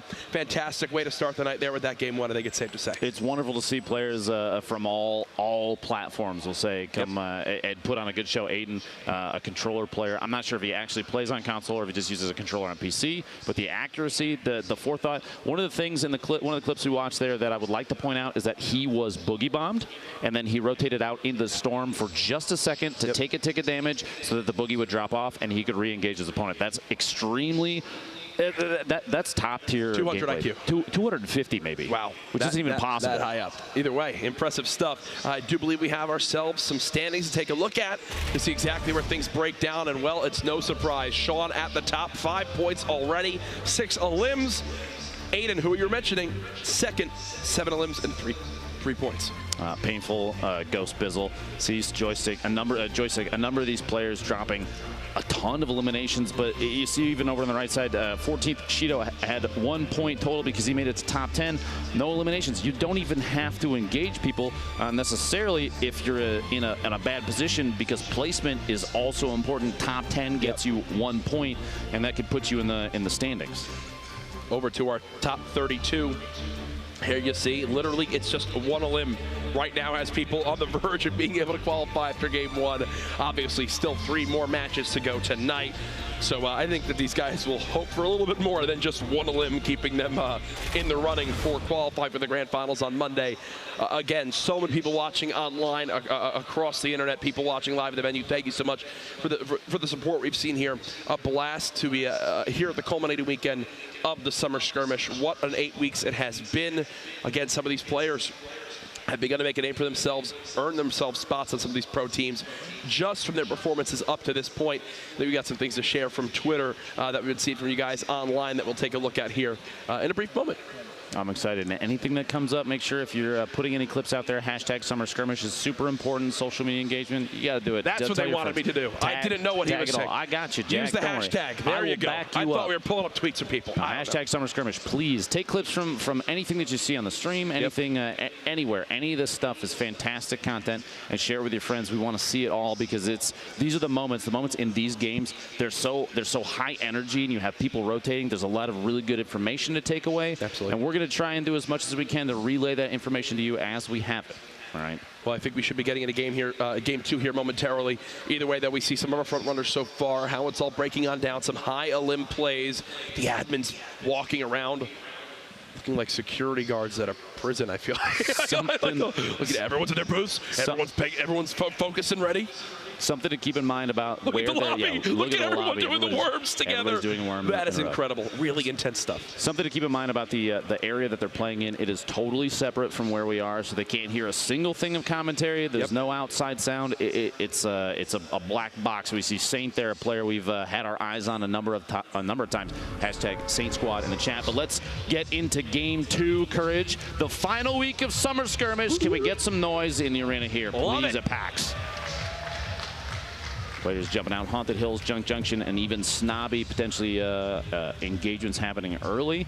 It would surprise me if too many players went to the top of the villain layer. You see one kind of floating in, that white arrow on the left side. The reason being, typically, if the drops are directly under the bus at the beginning of a match, especially in competitive, players, they tend to not necessarily go there because the thought that it might be a high-pressure zone, early engagements can be risky. If you're not on top of your loot, the speed at which you can loot, you can put yourself in a bad position. Now, our winner from last round, Sean, was taken. Dropping in, going east side past Retail. Retail, a pretty common POI for players to hit in public matches, but Sean looking over here towards the little the park here. It's got a number of loot spots, a couple chests up top that he can, he's going to try and get some material build up for those, and landing right on a weapon, which is, I mean, that's the smartest play you can make. You know what it is? I actually have a buddy named Connor who loves to land in this area, and it's because there is 7 trillion metal. Oh yeah, literally every single one of those. Like, look at all the RVs that he's, got the ability to just break on down. He's got someone actually pretty close by. Slazen, does he have any idea that Sean is here? They're both popping big shields, it appears, as there might be an engagement early on. Painful PvP, one of our players that scored a high number of eliminations last match landed here in Salty Springs. He's got some neighbors that he's going to have to deal with here in a second, and that house that he dropped, that tree house, a pretty common one because there are multiple 3 chest spawns in one house. High density loot is something you'll see a lot of players, competitive players, favor because there's more chances of landing directly on a chest. You don't have to panic. There's it's planning, it's coordination, and it's a lot of forethought. So the audio in Fortnite will work, especially with chest, where if you look in the area that it is, it will actually be louder. So right there you saw he couldn't tell if there was a chest above him, so he winds up looking at it and hears it, then realizes, oh, I'm going to go to the top of the cyber tower and go and loot that thing as soon as possible. In the background there, you saw Double's just kind of keeping his eyes out for a build fight happening. Just past him, there was a legendary double barrel already obtained. And Ubernoob in the north side landed at the hotel. A pretty common job, but he's getting shot at. A little bit of back and forth right here would be a really, really good idea. You don't want to get picked out of midair, especially with only 128 HP. He's doubling back. It looks like he wants this fight. He wants the engagement. The green tank, the green AR, not a terrible loadout early game. No, he just wants to double rift. He's rifting again. He might be. Is he trying to use all the rifts to prevent his opponent from getting out of there? Oh, there he goes. There he goes. Popped his second one. More shots coming out there. Sketch as he's looking to get basically any damage that he can on his target. It's not necessarily about the elimination courage. It's about maybe putting pressure because you get a couple tags on him, especially because rank means quite a bit. Top 10 is a point. He's just trying to get a couple hits on him and hope that maybe somebody else eliminates him. Now Wheels, we saw eliminated late game underneath Durburger, but a quick replay. Divine, a player we were talking about earlier, had a very high blaze. He's third and a first. Gets the drop on Kutra there. The minigun not often used, I feel like, especially in the current meta. SMGs and shotguns are favored quite a bit, Jack. Except for maybe late game a little bit, as you see the tag there, Lucky Landing, where we currently are with multiple players involved. Monster, who won Heat 3, is actually involved in this engagement with Fuzzy. Fuzzy's just trying to keep this high ground. Blue pump, so useful early game when you've got to pick Monster. Probably doesn't have max HP. He did an 102 damage headshot there, and Fuzzy gets an elimination, but he's not the only one left down here in the south. Back over to Greasy, we're watching Wheels and his opponent. Kind of a little top-down fight. The chest. Now, Jack, the chest sound between Wheels and Hysteria, that they could almost use that to mask themselves, right? There was that minigun, and why you don't really see it used too often. It's not the best weapon to have, but when your loadout is a bolt action, or sorry, a hunting rifle, a deagle, and then that, yeah, it's not fun. The hand cannon, probably not the best weapon there. Wheels and Hysteria playing cat and mouse in this house, audio being the #1 utility. Hysteria making as much noise as he can with the C4, trying to put some lines of sight between him and Wheels, see if he can get the elimination, catch him off guard. He was looking down underneath. Feels for the doors.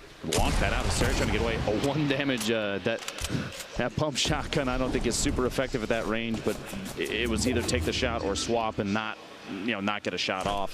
So he went for what he could. So he was immediately prepared to begin to chase down Hysteria right there. But once Hysteria built a little 1x1 and some nice little cover with that metal, that was enough to deter him from going from that fight, even when he knows Hysteria was under 100 health and he had maxed HP. That, for me, is a questionable decision. I feel like that's an elim that you kind of have to push and go for, especially with that much health and what he had at his inventory. He had the shotgun to go with. He had like 200 materials to build with. I think he had enough to go after that one. Double we were watching earlier. Bowman dropping in here. Oh, fast edit on Double. Does the replacement, immediately takes a corner out and pushes in. To Aiden, one of our high elimination players from last game. I wonder if he landed tilted then, because he definitely landed tilted this one, and there's the rift to go. The rift to go. And he's just going to hunt his opponent. The interesting thing about rifts to go, Jack, if you're outside, if you're through a wall when one of those is popped, even maybe a floor up or down, it will still grab you on initial use. So his opponent looks like it picked him up and pulled him with him. Imagine, yeah. Imagine. The tap fires. Rift to go himself? Imagine again if he opened a rift right there from the portal, but Wish, player we've seen a lot of. Challenging someone up close. Gets really accurate AR shots, gray or not. the accuracy made every difference there. The 30 damage shots, he had 4 body shots on him, and that was all she wrote. Aiden back still here and tilted. Taking shots on Alpha, this build fight, and there's that rift to go. Grabbing both players, even though they weren't standing right on top of each other. The proximity of that you can even pull opponents out from inside of buildings. They land at the same time, and Aiden gets a quick elimination with a shotgun. Wow. Impressive stuff. Dr. David. His opponent's going to use a rift to go just in front of him, and now he'll follow it on up. As he's just trying to spot where did this guy run to. Typically, if you're seeing someone use a rift to go in that scenario, they're playing it as like a, hey, I need to get out of here. It's like a defensive, I've got to leave this fight. I'm not in a good spot.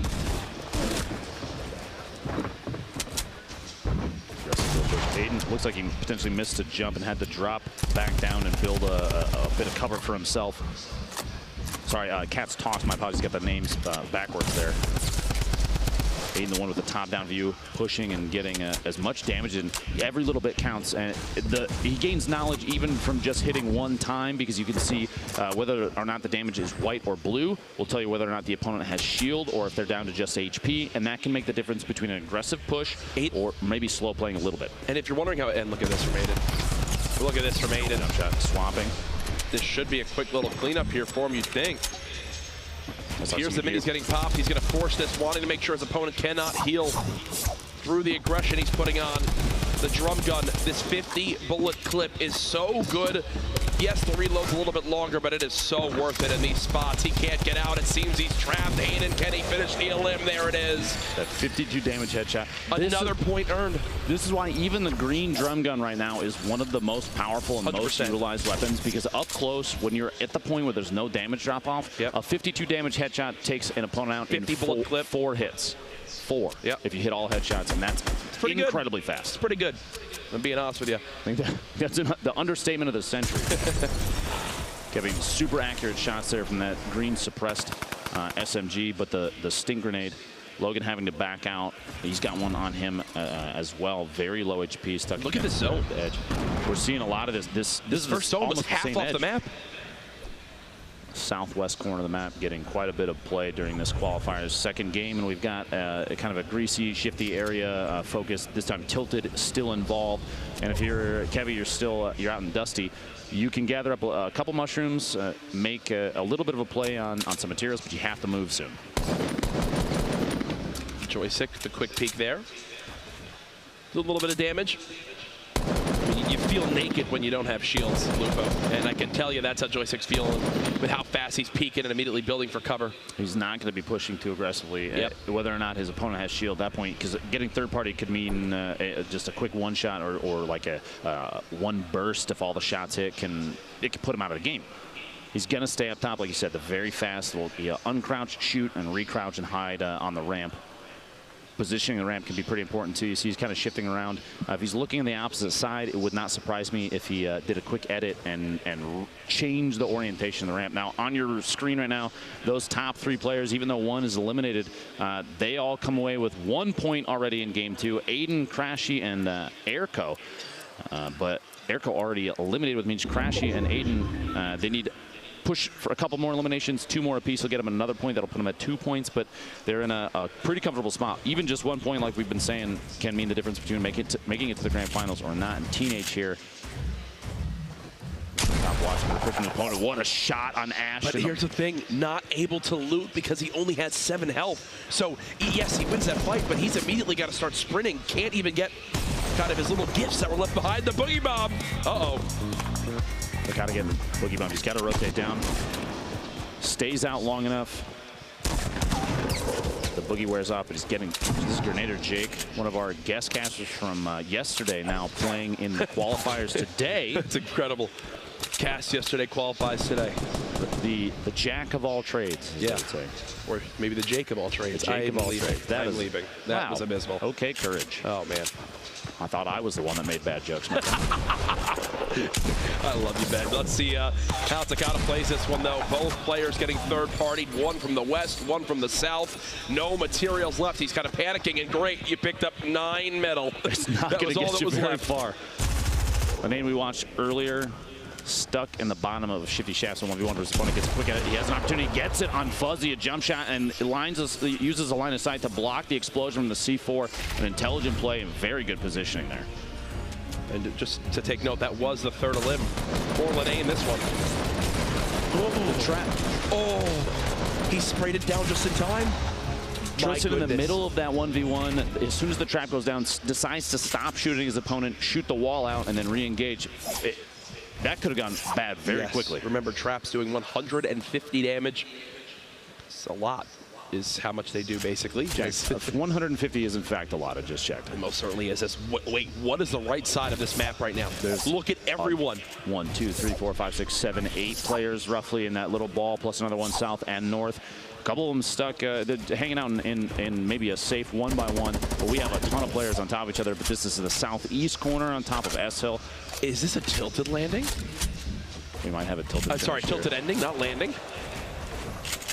My goodness. Lazy boy Chino just bouncing around.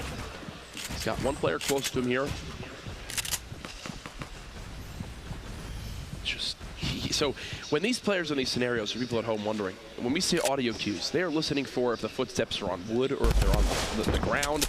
They're listening for if they begin to break walls, if they're breaking metal, if they're breaking wood or brick. They're listening for audio cues if the players are covered below them. See Aiden hunting one down here. Could this be the end? No. Accuracy. Aiden, another elim. It's about 4 right now. I feel like if he keeps this consistency, he might set a record thus far for the qualifier eliminations. He's already got 4. He came away, with 7 last round? Yep. I think the most yesterday was Turkey Lips with 14 across 4 games. So that puts already 11, and he's still alive here in game 2. His boy and Rex, top of this hill right now. 40 seconds before they're going to have to start rotating, and they have quite a bit of travel time ahead of them. We have 5 players currently alive, by the way, with 3+ elims, plus 2 more that were already eliminated with 3+ elims. Wait, he got another one. Aiden's now Aiden 5. now got a 5th elim. Gives him 2 more points. Is he the GOAT? Is he the GOAT? Is he the best player ever? He might be. He might be. And he's just leaving. He's fine with leaving that. This is an intelligent rotation, too. Whether or not, he doesn't need to know if Joystick is one shot. It would be useful information. But right now, he's looking at the zone. He's saying, I have 5 elims. I'm not necessarily guaranteeing elimination from that fight over there.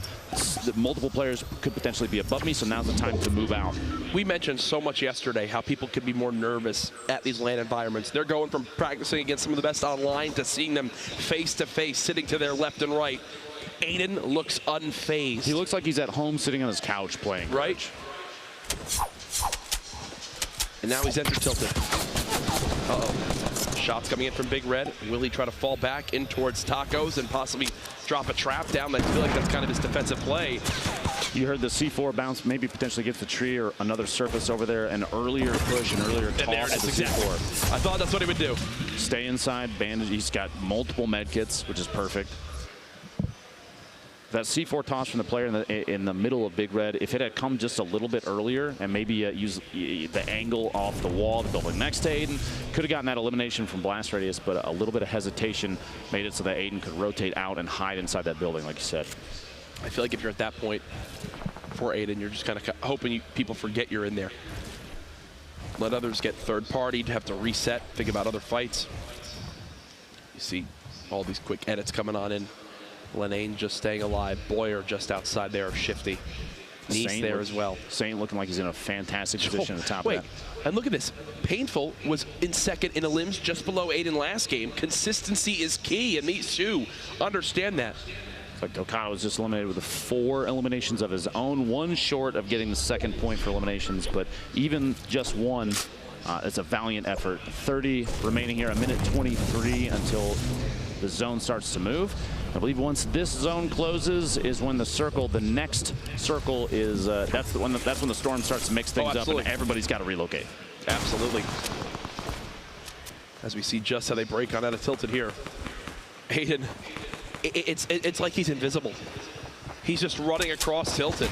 You hear the footsteps, trying to go for that shotgun shot over the top, just get a little peek at his opponent. Is going to back down underneath. And the traps are coming out. You got to be safe and careful walking through there. There could be on the surface above. There are multiple traps. This is not how. Are you 185. Are you kidding me? I'm now a fan of Aiden. Look at his face, too. It's like nothing even happened. This would be back-to-back 7 elim games if he can earn himself one more elimination. Ridiculous, ridiculous stuff. And he's actually in another fight with Saint. He's in another fight of the map. We'll have to keep you updated on that one. As you see, Hysteria still alive here. He got 11th in game 1, was 1 elim. He in that last fight was 1 elim away from earning that top 10 for a point. Aggressive push and get Saint. That's 7 eliminations for the second game in a row. I am speechless. I'm going to say right now, folks, can we give it up, please, in the venue for the performance we're seeing from Aiden right now? Mind-blowing stuff. 14 elims has already tied #1 from yesterday, which took them 4 games to reach that point. Nobody else seems to be playing nearly as aggressively as he does, and he's taking advantage of that. Maybe it's a thought process. Is this 8? Is this 8? Is this 8? Oh, trap. Okay, the trap stole it. He only took 2 ticks from that, the stink bomb right there. He's still in a good spot. 70 elims. There's 23 people left, and he's smack dab in the middle of the safe zone. Yeah. He doesn't have to play over the aggressive. He's got to take the trap out. You got a bit of loot in there. Watch he needs the AR ammo, and he knows that. You got to remember earlier too, there were 2 traps that were placed in here. So hopefully he recalls that there is another trap still in that building. Oh my gosh. Wow. Magnum with a swipe on an opponent trying to push up a ramp right there. At this point, we're watching the Aiden qualifiers because he is far and away our top player to this point. There's everyone inside tilted. Wall hack Jack under 70 HP. Haste Loomsy under 50 HP. You had another player in Tacos week as well. And Aiden early rotating again. He's moving in the open and no one's shooting at him. And it's like everyone's afraid. They know. Don't push towards the woman with the library glasses. Absolutely not. This Rook skin maybe giving him superpowers. I have no idea. Okay, we take back everything we just said. I don't think, regardless of the outcome of this, there's no way this is a caster curse. Are you? The trap he placed earlier got another elimination. The trap comes into play. Now this player being third party, he wasn't able to clean up the elim. Boyer gets joystick there. Aiden looking for his 9th elim, but 8 eliminations in a single game. He's got a slurp ticking right now, so he has a buffer of HP still going up. He's in a great spot. He's in the safe zone. His materials are ridiculous. Intelligent play is going to guarantee Aiden the win. He knows what to do. He knows how to do it, obviously. Aiden could literally leave after game 2 and catch his dinner reservation and qualify for Monday. And if he can you bring me back something? A little breaded roll? Jack, are you always hungry? Shots yes. Here, third party. I am, actually. Loomsy gets Cole in the feed there with a trap from earlier as well. Aiden's looking to secure that 9th elim. Painful on top of him, though. The second place elimination player, they're stacked on top of each other, which means you have 2 Slayers here that might get forced into an engagement. An Aiden chant now breaking. There's actually an Aiden chant here at PAX West right now. And I'm just in awe as to what I am watching. He's just chilling at the moment. Painful in the same build as well. The Storm beginning to move on in as people will have to follow on up. Wall hack Jack just actually dropped to the zone. 16 players left. The Storm's got 20 seconds till it closes, which means 6 more players go down, and then people start to pick up points based just on their placement. Yep. What does Aiden do here? Looks like he'll just hide on out for now as we swap perspectives for a moment. This is Painful, who's above him in that same structure. 4 limbs, 1 more elimination for Painful, and that'll net him a 2nd point to continue to put him separated from the rest of the pack. And look at everyone in that structure. Painful, Sen Animal, Aiden, Boyer, Loomsy. Saf is still alive with 200 HP as well. Aiden wants this. Slow Aiden's hunting. Play. Actually, okay, no, his ear's itching. Closes his edit out there just to make sure that no one now Aiden's hunting.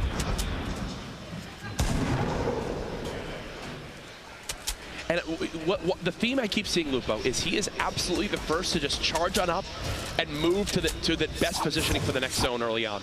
I can't tell if it's just an incredible amount of confidence and knowledge that other players are rotating slowly, or if it's so gutsy. Shots coming from above. He's getting 3rd party, maybe even 4th party, 50 HP remaining. He's got to defend with this turbo build as fast as he can. He's trying to edit out. He went for the edit to back out. 8 eliminations.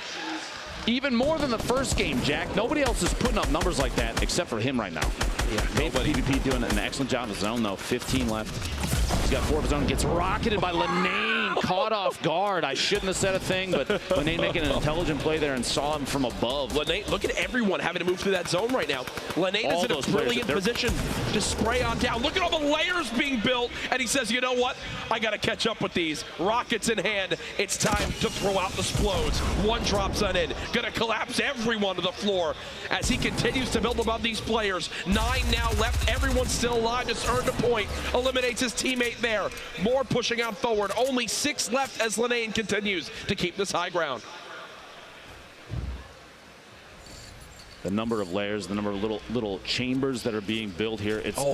He needed the materials. He had to go for it. At one point in there, it looked like some players were even holding hands almost. Tristan Hip going down to Boyer, an SMG in the feed, but Lenane has the launcher out. He's looking for it. It's not the only explode he has either, Jack. He has a single C4 left, which could come in key for dropping a structure late game, get an opportunity on another player and timing. Multiple remote explosives being thrown. You see Lenane for a second was wondering if that was his own structure. He only has about 11 more materials he can build. Is he going to try to time this rocket? He is.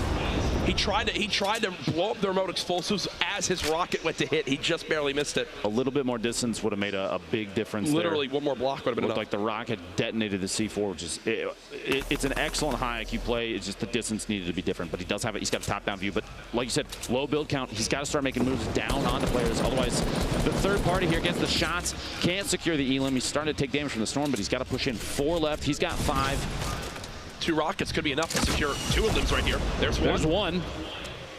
How about another? 3 remaining. Doesn't quite connect. 3 players left. 6 elims right now for Lenane. Can he wind up securing maximum points with the 7 elim bonus and the Victory Royale bonus? That would be, I believe, our first 6-point game we've had yet this weekend.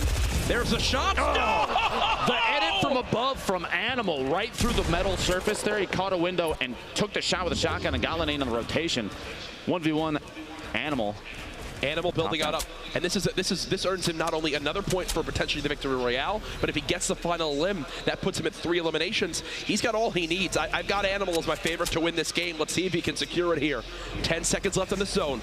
He's trying to get aggressive for the push. He knows how much it means to get this final elim and the Victory Royale. He can essentially stamp his ticket to Monday's qualifiers if he can get this here, or sorry, the finals if he gets it here. The shot's coming on in. Tries to get the floors and the pyramids going. One player just below. He's going to go to pop the mini, but then has to reset as the shots continue to rain on in. That drum gun so good at cutting down these layers. Smart play to reset. He'll build up top, but again, the volley of bullets continues to spray on in. Animal, when will be his cue to go for it all? He's trying to edit this pyramid. There you go. He's getting somewhere. Trying to create a hole to drop down through right there. He finds an opportunity. You notice he built up, like you said, built a second layer. It's a shot. Weak. There it is. Sept gets cut down. More points earned as we have our victor for game 2. Excellent gameplay from a number of players over the course of that. He's got that #1 holding it up. And that last elimination gives him 2 more points. Let's take a look back at what just happened. This rotation, the timing, the decision to drop down, and he does get the 55 damage crit there. Switches to the gold AR to finish. Guarantees him the win. Once he gets that 55 clean HP damage, I think he's going to himself, this is a dub. This is really, I'm feeling quite good. And he knew it, immediately starts spraying with that drum gun, has the legendary assault rifle if needed. The victory there for Sen Animal in game number 2 will put us halfway done with tonight's action. And so far it has been quite intense. I love, you know someone's going off when there is a battle royale game like Fortnite, where there are so many stories, so many players, so much going on, but one player, Aiden, can not only get a chant from the crowd. People were actually yelling his name here. It was incredible. But then the majority of the camera time, because the whole story is him. Well, when you're putting up 8 eliminations in a competitive BR environment, it puts him at 15, which, like you were saying before, Turkey Lips yesterday had 14, but I think Aiden right now has the most eliminations in any qualifier thus far. And we're not even done. We have tomorrow as well. We have 2 more games tonight. He could continue a tear. And he's playing in a way that we haven't seen anybody else thus far play. Multiple times we cut to directly to his feed. He was running in the open, Jack. No one was taking shots. It happened in Greasy. It happened again outside of Tilted. It's like he's calling the bluffs of everyone. Like, I know you all want elims, but guess what? you say you're going to play for them, you're more worried about the top 10. And I feel like as the game, and I'm seeing it more and more, as the game's getting towards like the top 20, everyone's like afraid to peak, and we're going to go ahead and roll some Aiden replays here as we talk over this, but it's one of those things where he's recognizing, hey, there's 15 left. No one wants to be the next one to die, so guess what I'm going to do? I'm going to position myself, run out in the open, and call the bluff on everyone that they'll peak and put myself in the best spot to secure a win or another limb. It's incredible to see gameplay from players like this. And the other thing I've noticed about the way that he's been playing, more so, especially in the first game, he's taking loadouts that are not necessarily common. Right there, he has one that you'll see quite a few players run, but even the first game, he had the purple burst. He had a compact SMG, which a lot of players are choosing the drum gun over it just because of the pure amount of damage it can do up close. And it seems like he's versatile with whatever he's running. Here it is again.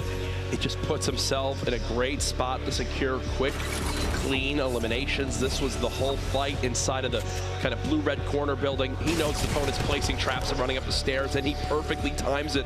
Where Sloth goes to peek, he says, anything you can do, I'm basically one step ahead, my friend.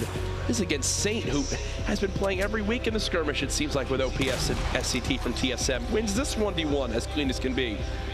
Ridiculous stuff. There's a look at him right now, tongue out, excited.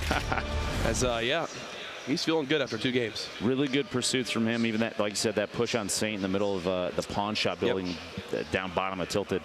He's just so aggressive. Not everybody would go for something like that, and I think his sense of knowing when to push, it's becoming more and more apparent every single time we watch him. Now, Aiden did well. He had nice limbs, but he did not win game number 2. That was Sen Animal. We'll take a look at the final moment as he winds up securing the victory. And again, the difference in what 2 points could be here, Dr. Lupo, is massive on the grand scale of things. Now, aggressive gameplay might be one thing, but Animal actually, right there, you see he was the one to eliminate Aiden, saying you might be taking out the riffraff, but I'm going to take you out, and he secures that elimination. Also gets the win right here, eliminating Saf as the last one. Excellent gameplay, good timing on his choice to push or not push and wait. Yep. He built up that last engagement. He built up multiple layers above his opponent, Saf, who was trying to shoot up underneath to stop him from healing. Yeah. And that's a pretty common mechanic, a pretty common maneuver from players that, especially ones that are stuck down at the bottom. You can hear the cue from the shield, the mini being popped, and so he's decided to build up a second layer, kind of hide himself through the wood planks, and so he could get the heals off as he needed them before he made the push. Well, I believe we do, as we get ready for game number 3, have to catch up with our winner there from game 2.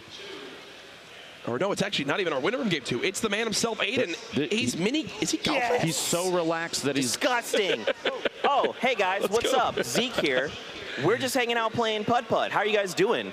Good. It's good to see Aiden up there having some fun after his performance so far. Always, you know it. I'm here with the man, the myth, the legend, the people's hero. Aiden, how are you feeling? I'm feeling great, dude. I'm just slaying out and Tilted every game. There you go, Aiden. Now, I know you didn't hear this, but I'm going to be the first to tell you. Everyone there at the audience is literally chanting your name. When you're sitting there dropping eliminations, how are you feeling dropping these crazy bombs on people here in the qualifiers? 2 more games to go, 7 more kills each game. You heard it here, the Slayer himself. Now, is there anything you want to say to your fans out there? I got you guys. Mom and Dad, I love you guys so much. I'm gonna win the rest of these games for you. There you have it. Lupo, Courage, back to you. We're going to keep playing the game. I'm getting Aiden tattooed on my body. Absolutely. Does he realize he actually could just play putt-putt for the rest of these qualifiers and he's good to go? There's literally no way he can't make it to Monday. The man just literally called that he's going to get 7 more limbs each of the next 2 games. I'm going to be honest with you, Jack, it wouldn't surprise me at this point if he actually put on a show like that. He has been absolutely dominant thus far the first 2 games. I am excited to see what game 3 and game 4 have in store for him. I don't think I got 7 limbs in all the weeks of the skirmishes I played. I'm right there with you. Oh, I don't doubt that. It's been absolutely, it's been wonderful to watch these plays.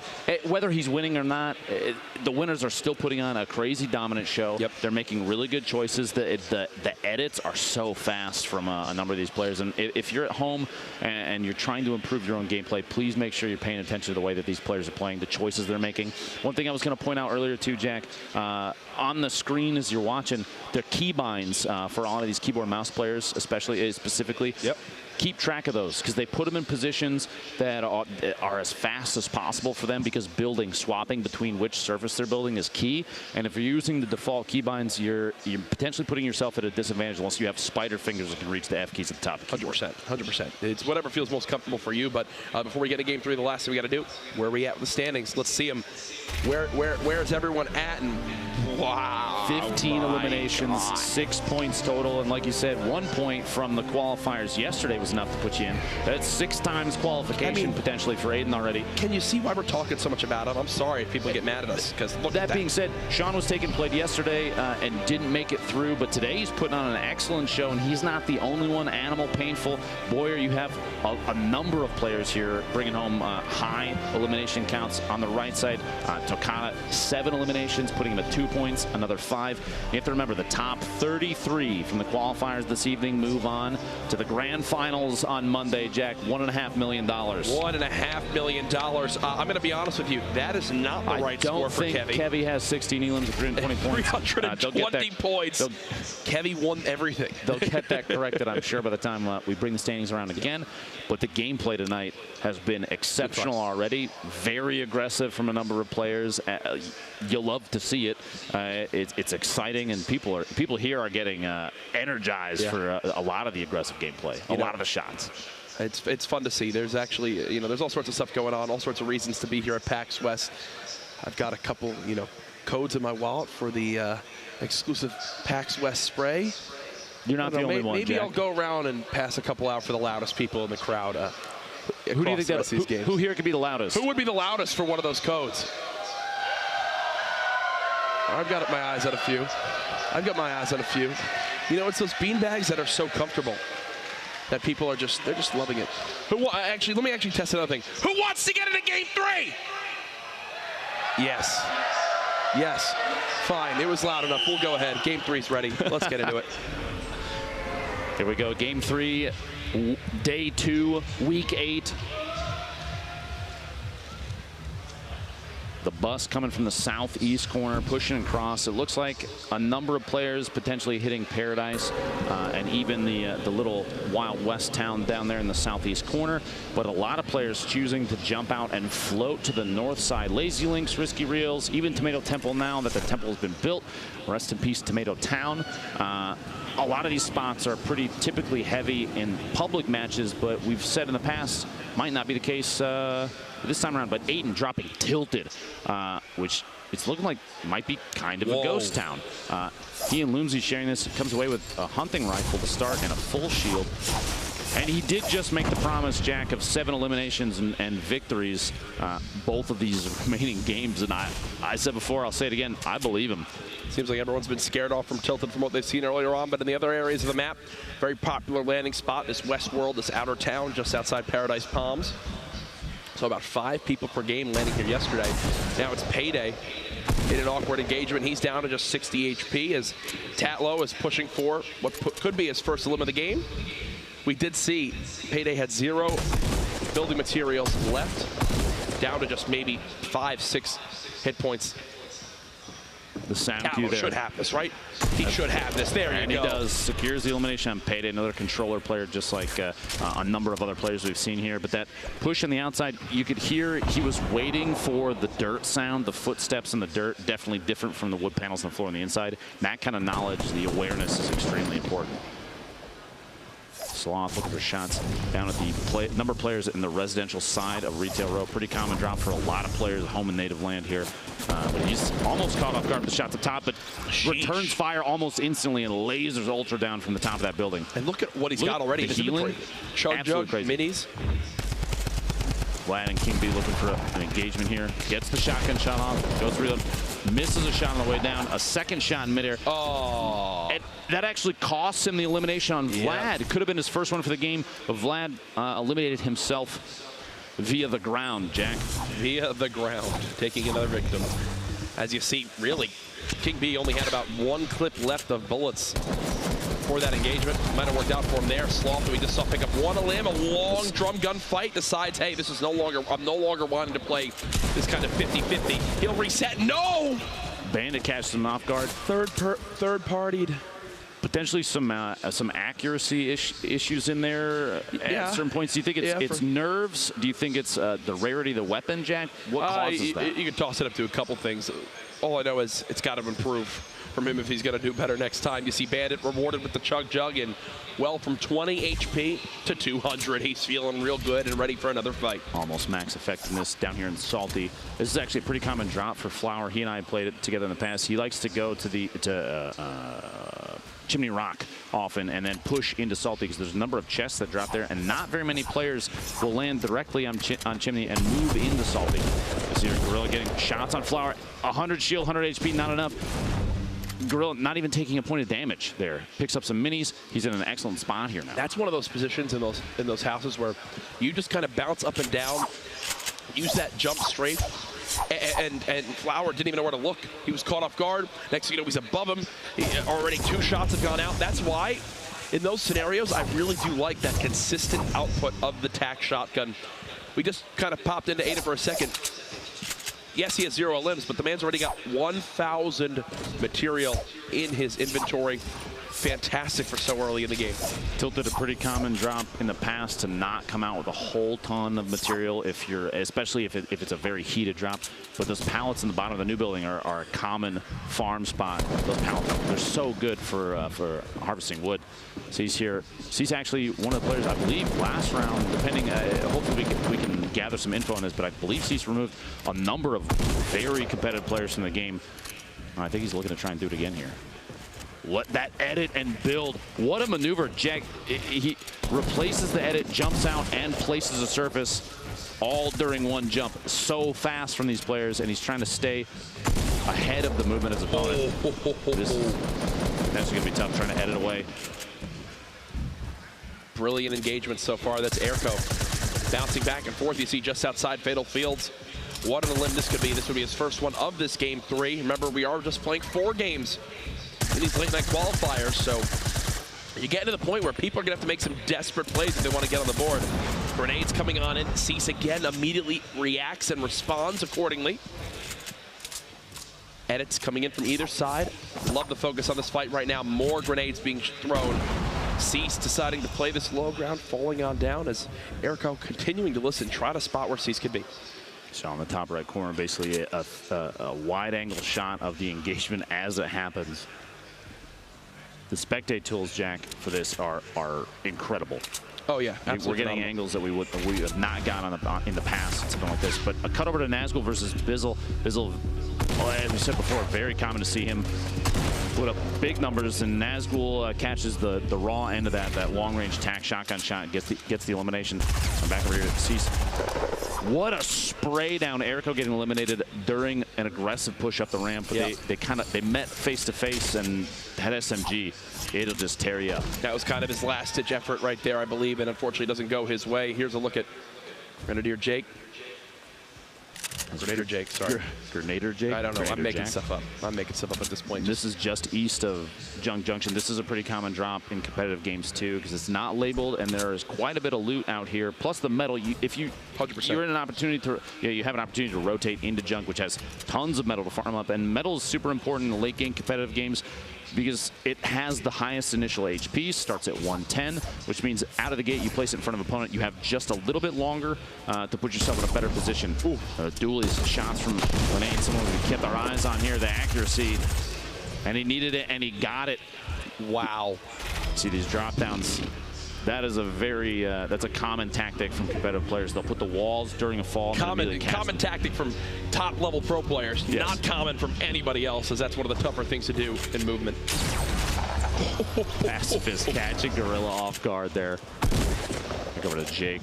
This metal gonna come in handy with that high initial HP, gets the shots and gets the elimination on Megalomaniac. They were stuck on top of each other, and Jake took advantage of it, even though he's at low resource. The low material count is kind of it's a cue for a lot of these players to either choose to push or maybe to back out, and Jake said now's the time to push. He's got 2 eliminations, puts him at the point where 1 more will get him a point. But right now there is only 1 player. C9 Bandit has 4 eliminations to his name. Low HP currently. I believe he's, based on what I'm seeing on the board in front of us, trying to pop a medkit to push his health all the way up. But 1 more elimination will get him 2 points for this game. He's the only one right now with any elimination points. Crashy bouncing around, trying to chase his limb in the storm, and he's doing this. Oh my gosh, and you see the frustration. So here's why he does that. You're thinking, no, why are you pushing into the storm? It's because he already had 2 limbs. He basically went for it all, pushed on in, tried to secure that third limb to get 1 point. Kevy greets him as he opens the door with a shotgun, and well, unfortunately for Crashy there, Kevy comes out on top. A moment ago, Bandit, actually our top elimination player, was just eliminated himself. Here's the look. Loomsy versus Aiden, back and tilted. And Aiden actually gets caught off guard.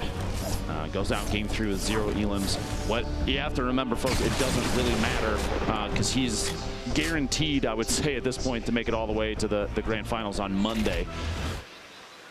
I don't think we've seen any emotion from him thus far, win or lose, to be honest with you. He showed more motion golfing to a golf hole that wasn't even there on the mini golf course.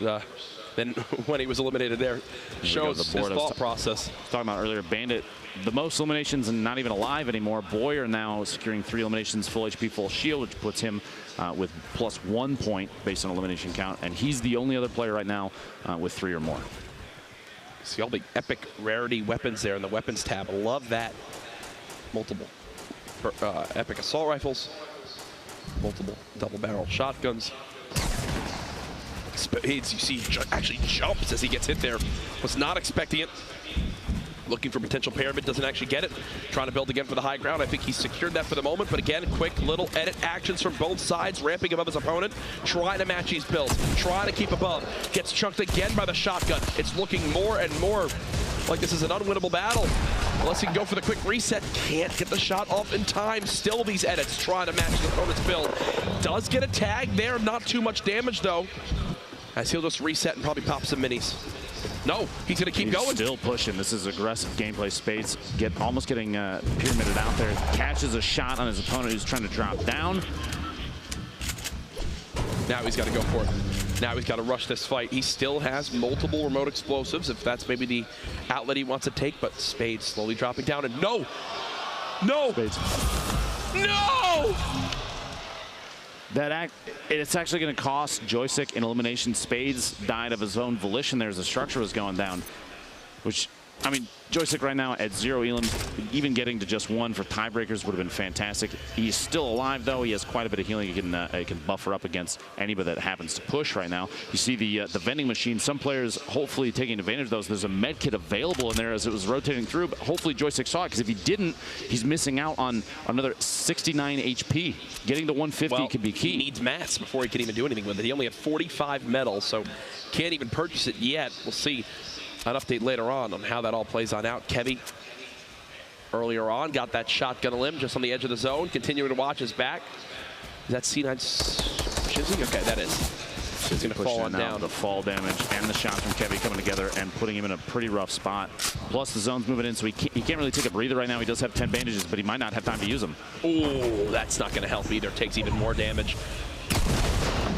Kevy takes advantage of it, secures the elim. That puts Kevy here at 3 eliminations. That's +1 point. And he's sitting pretty with healing. He's got an excellent loadout. That's a gold AR, the drum gun, it's blue, and a purple heavy shotgun. A lot of players would kill to have that setup. Oh, I think this is done for Asteria. That looked like potentially a bad weapon swap in there. I think I saw the pickaxe come out immediately after the edit, and I would bet he's trying to go to a shotgun. So you'll see so many times when players get in these little builds, they start breaking down every wall that's not theirs because they want to have the ability to edit whatever's around them. It's happening right there. We did just cut away, but that's exactly what the player on your screen was doing. It's because you want the ability to control whatever happens with those walls. Unfortunately for Asteria, he was in that 1-by-1, but the player who was pushing him got control of the wall, had the ability to edit it, and Asteria had no quick answer. Bottom right there. Third-party shots coming there from last season. Excellent position. Looking over Lazy Links on the map there for a second, you saw a lot of players getting pushed in there from the east and southeast side. Even Loot Lake right now is going to be, there's going to be a lot of action there. As you see here, we cut across here. Look at the number of players built up in basically little boxes around each other. Backboarding behind Ranger. No fall damage, no explosive damage, but Ranger brought down from above, fighting underneath. CEST just got nailed by remote explosives. Still Chaz one below him. Gonna go ahead and break on down. Not there quite yet. That's an edited pyramid. As he just lost the high ground. Just like that, he just lost the high ground. And now the whole script has been flipped. He's got no builds. He can't go up there himself. Chaz basically just hoping that Enigma kind of forgets about him, I think.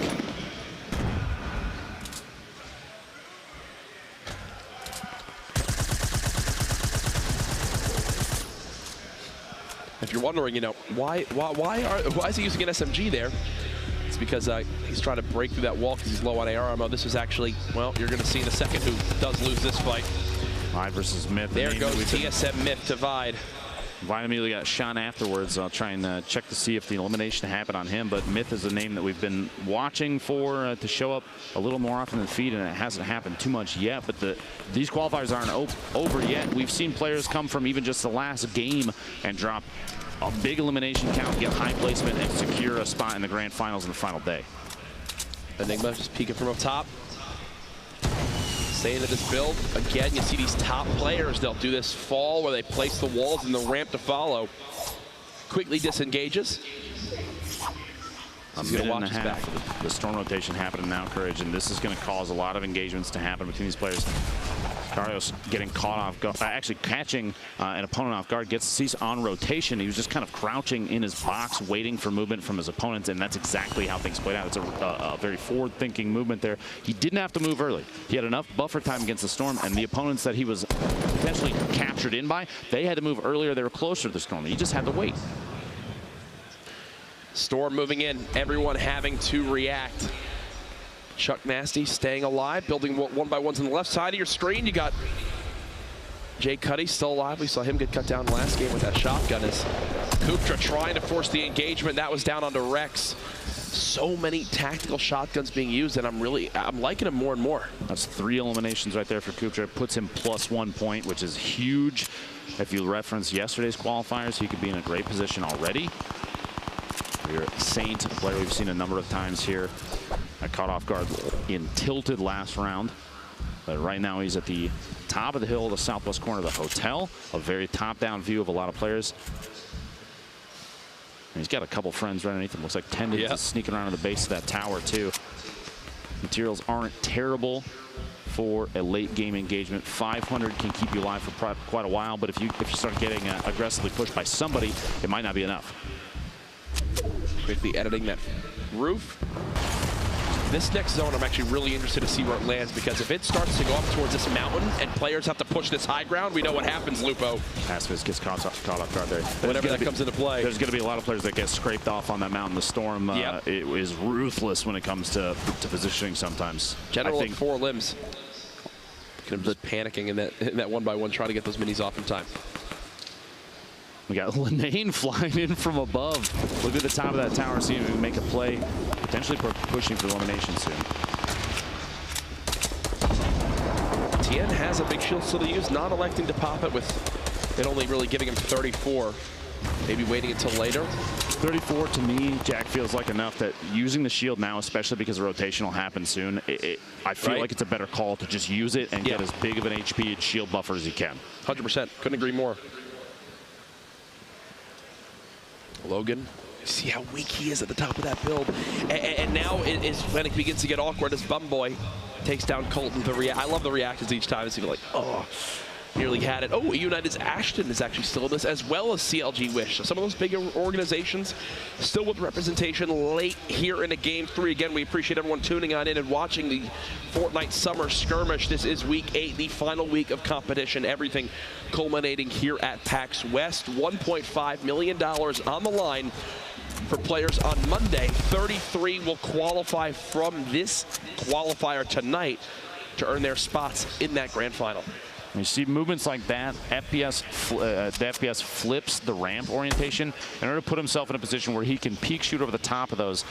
He could have backed up the ramp and potentially had an angle, but changing the direction of the ramp is key. And you see a lot of players just flipping those super fast. The left side of your screen, the density of the players is this final circle closing before the movement starts. 26 remaining, and the FPS, the only player with 5 eliminations. That's 2 points for him secured right now, which is huge.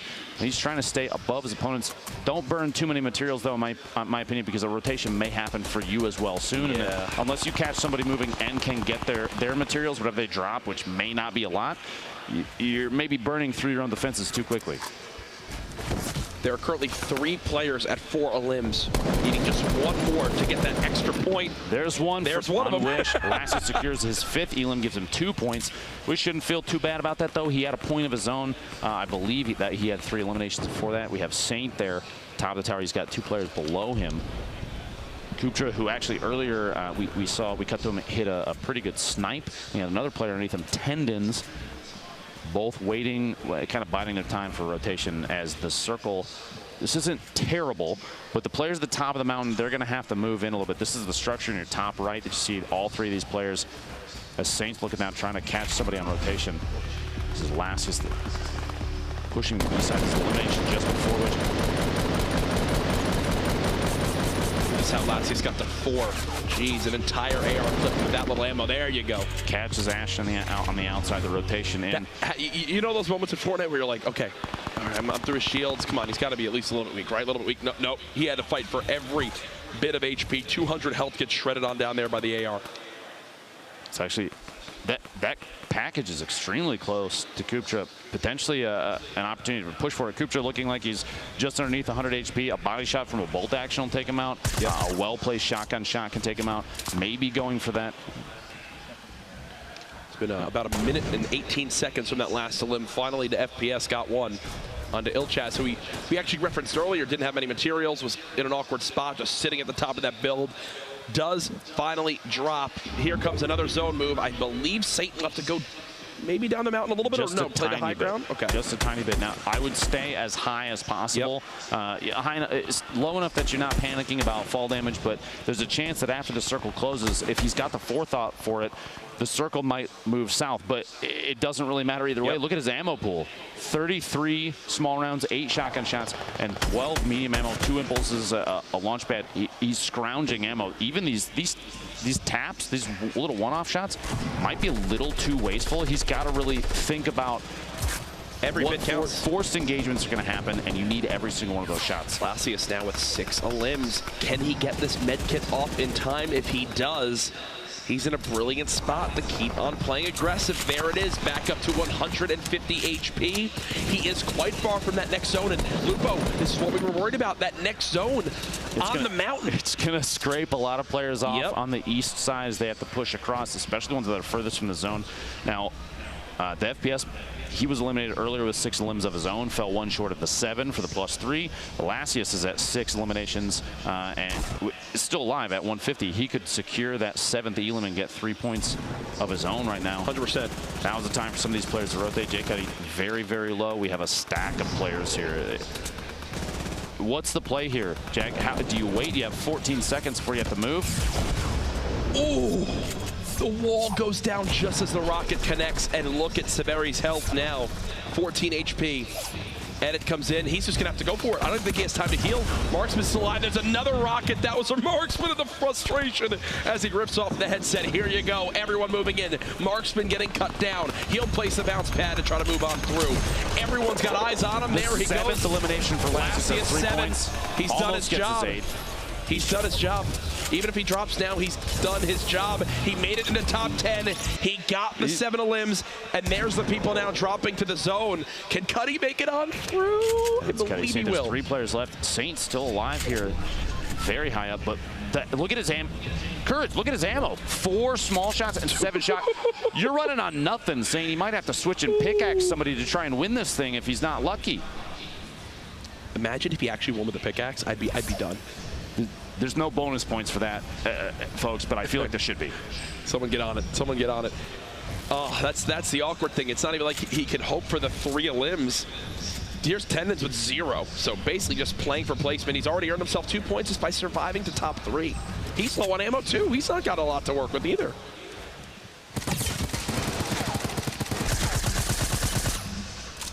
Shots from Tendons burning through potentially what he has left. He and Saints both in bad positions for ammo, like you said, and the next rotation is happening. This looks like it might be a push up the hill. He might not be worried about the next zone. He might be going for an Elam here to get that, try and push himself to second and maybe a win. Gets the shot, Tendons gets it. And Saint with basically nothing left. He had 5 shotgun shells. 5 shotgun shells, and he plays it flawlessly. Recognizes the scenario. I cannot really fight a full-fledged fight with how little ammo I have. I've got to look for a third-party engagement. This is his perspective. He hears them fighting. He hears, you know, damage being traded. Okay. Doesn't get that a limit. Would have been nice because it would have actually put him at 3, but in the end, all he cares about is that victory royale. Secures it there, and that'll put him in a pretty position, Lupo, when we take a look at our standings later, as he hopes to earn one of those 33 spots from tonight to make it into the grand final on Monday. 3 points from a victory royale, probably enough based on what we've seen from previous days, so that should feel really good for Saint. As not the first qualifier. He actually played yesterday and did not land top 33, but today I believe he's come back with a little more determination. And even if he hadn't made it today, he could still qualify tomorrow. He could play through the heats again and push his way into qualifiers tomorrow evening and try his hand at getting to the grand finals Monday. $1.5 million, Courage. It's crazy. We have one more game to go tonight. Again, we'll keep you up to date on where everyone stands. We'll know who our 33 who have qualified are for the last one, and there's the hype there. Saint knows just how important that is. He just pops the emote as well. IRL. All right, I like it. I like that emote. It's confident action from him. You love to see it. Now, he's not the only one that put on a good show over the course of that match. There's a number of players that are shining exceptionally well, and there's some. Yet again, we've seen a number of people that you have high expectations for, high hopes. Like Vivid yesterday, it seems like hopefully Myth is a player that I've seen crush, just crush opposition, and I would almost expect him to show up this last match and dominate. One big name, C9 Bandit, had himself some nice limbs in that one. You mentioned you're hoping for Myth to come back and dominate. Just for everyone at home, no matter who you're a fan of in this, if they don't have a single point to this point to set the tone for how this can play out from yesterday. One player in particular that comes to mind was Wheats of Rise Nation. He had 0 points going into Game 4. He then winds up securing a top placing by getting himself some limbs, by getting a top placing in the game, earns enough points to put him through to Sunday based off of just one game. That can still happen here, Lupo. Nobody can be counted out yet. See Bandit in that previous engagement right there, the ability to just turn on a dime almost and still be accurate. It's incredible, the sensitivity that some of these players play at. Higher sense in a game like this is very important, because building 1-by-1s and being able to protect yourself, you'll see players, there are some players that are so fast, the second that they take damage, they are instantly 180ing and building all ready to protect themselves if it's shot from the back, and he's a player that can do that. They spin on a dime. Another player who can do that as well is NRG General. We were watching him a little bit towards the later half of that game, but this is that fight with Asteria. You saw he broke the wall, replaced it with his own, gets the quick edit, cuts down Hysteria, re-edits the wall so the third party can't stop him. So quick. It's what you need to do if you're going to be one of the top players here this weekend, Dr. Lupo. NRG should feel good about pick up a player like General on their team. He's a very accurate player. See, they're even just barely peeking over the top of structures as he jumps, pulls a shotgun out, and lands the hit at just the right time. Crits, like 57 is enough to take a player out, especially when they spend a little bit of time in the storm. His positioning was perfect. No, it's nuts to see. And the double barrel shotgun can't be stressed enough, but they all did well. You saw our winner, pops the emote after Saint, someone who we've seen a lot in the Summer Skirmish at this point. He's been the dual partner of OPSCT. He's actually killed me multiple times outside Greasy Grove.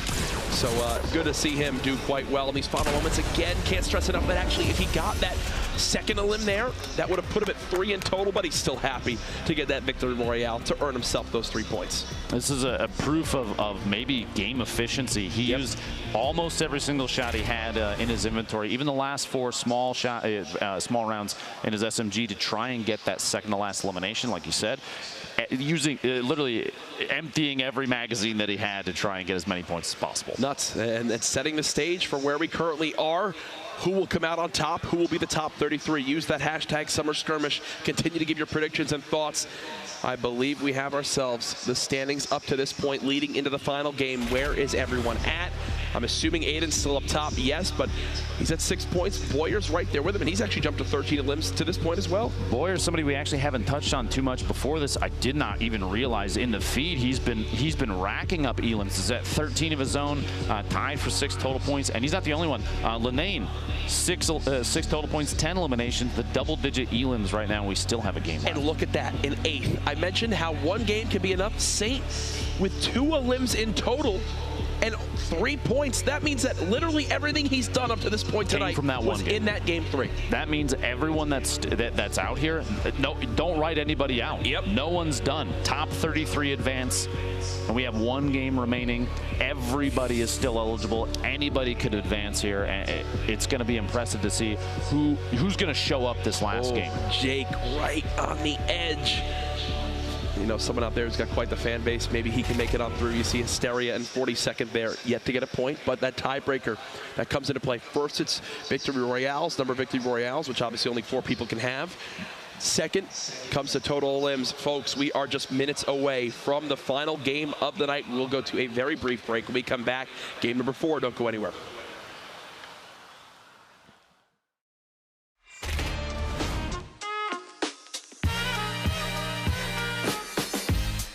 I got fans on Twitch and pretty much my friends, my family. I want to win to make everybody proud. I'm not here necessarily to win. I like the competitive side of everything. It's a once-in-a-lifetime experience for sure. It would be hilarious if a non-pro player beat the pros. So let's get it. Let's put it this way, I'm going to be a Bush boy for sure. Yeah, I'm going to get in the top 10 just to be crushed with that Bush.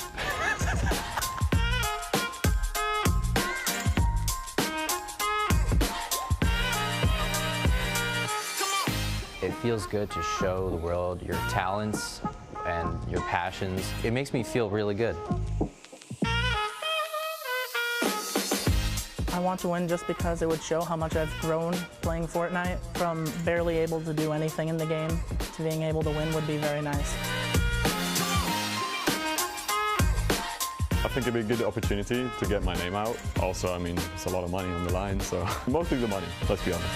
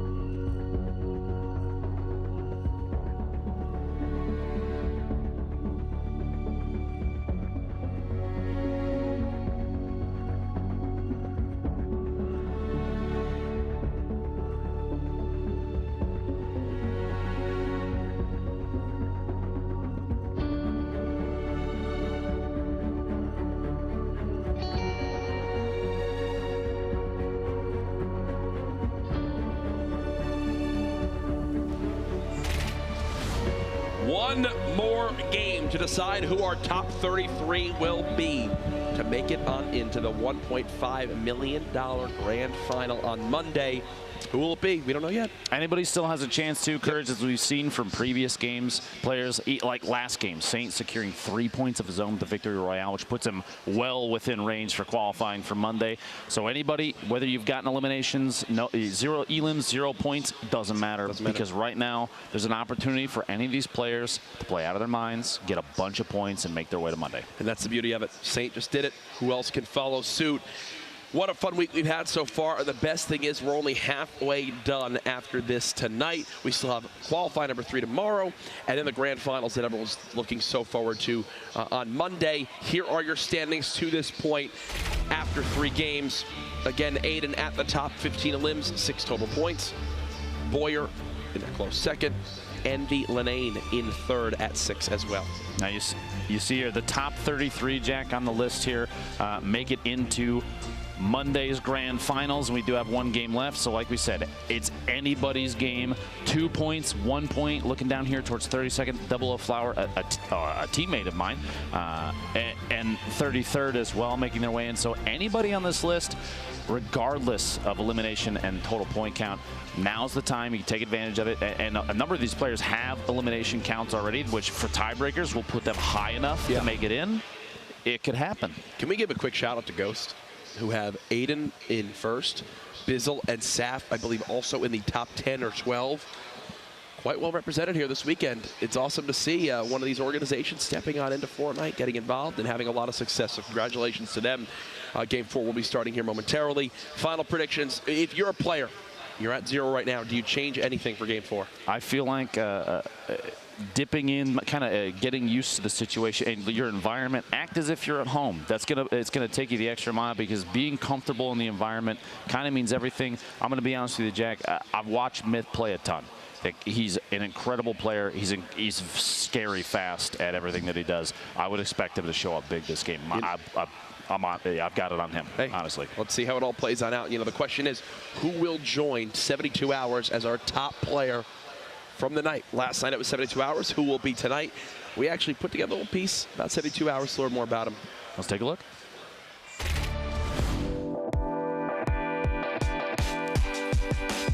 My name is Tom, and I'm from New Jersey, and my gamer tag is 72 Hours. Playing at PAX has been a very different experience than I'm used to. Like, for example, being around other people who are also extremely talented at the game and competing next to them is just not comparable to anything else I've done in my life.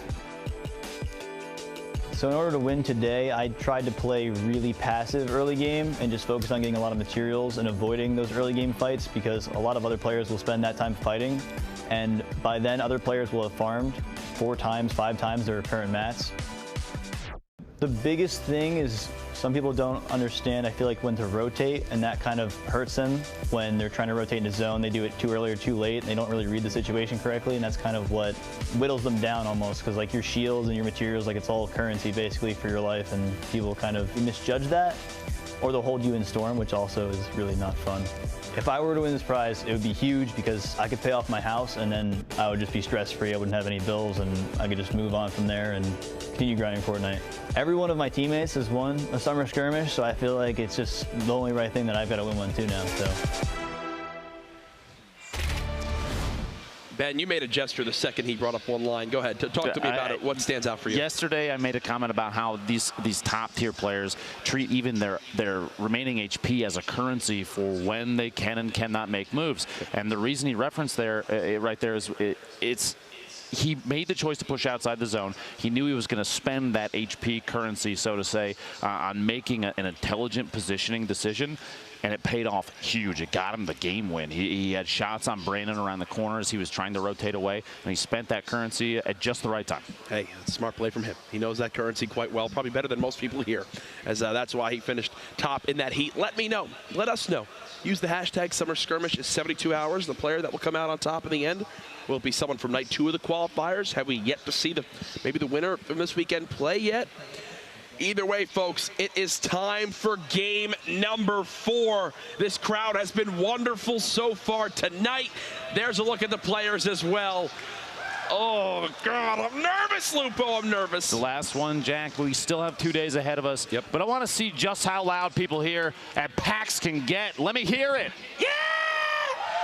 I joined that as well. Could you tell? I could. My ears hurt, but I still love you. Thank you. Now we see the bus coming west to northeast side, right across Tilted. If Nick Merckx were here, it'd be a dream drop, but we have a number of players jumping out early. See that bottom left corner, like I said before, dropping over the water is super important for that. Dropping over the lowest elevation they can to get the parachute to open as late as possible, the glider, so they can fly into one of these loot spots and hit it as fast as they can. The southeast side of the map, potentially getting quite a few players going there. But it's always been a pretty even spread across the map, Jack. Yep. These competitive players, they see these locations, even the non-named ones, as an opportunity. A fight there for a weapon. Aiden picks it up, gets a couple taps, trying to drop down, and this pursuit we saw earlier against Sadie's going for round 2. Gets it, tendons goes down early. No weapon. That spot right there in the corner, a pretty common weapon spawn location, but nothing there this time. The tendons coming up rather unlucky as the first elimination for Aiden. Tilted is maybe his home and native as well.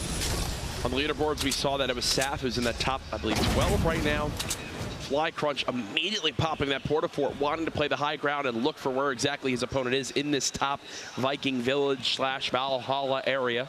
Now you mentioned earlier Ghost, a team that has a number of high-performing players here. Saf, one of them who is trying to peek for a shot here. No, right? No way. You know you want to. No way. What was that counter peek from his opponent?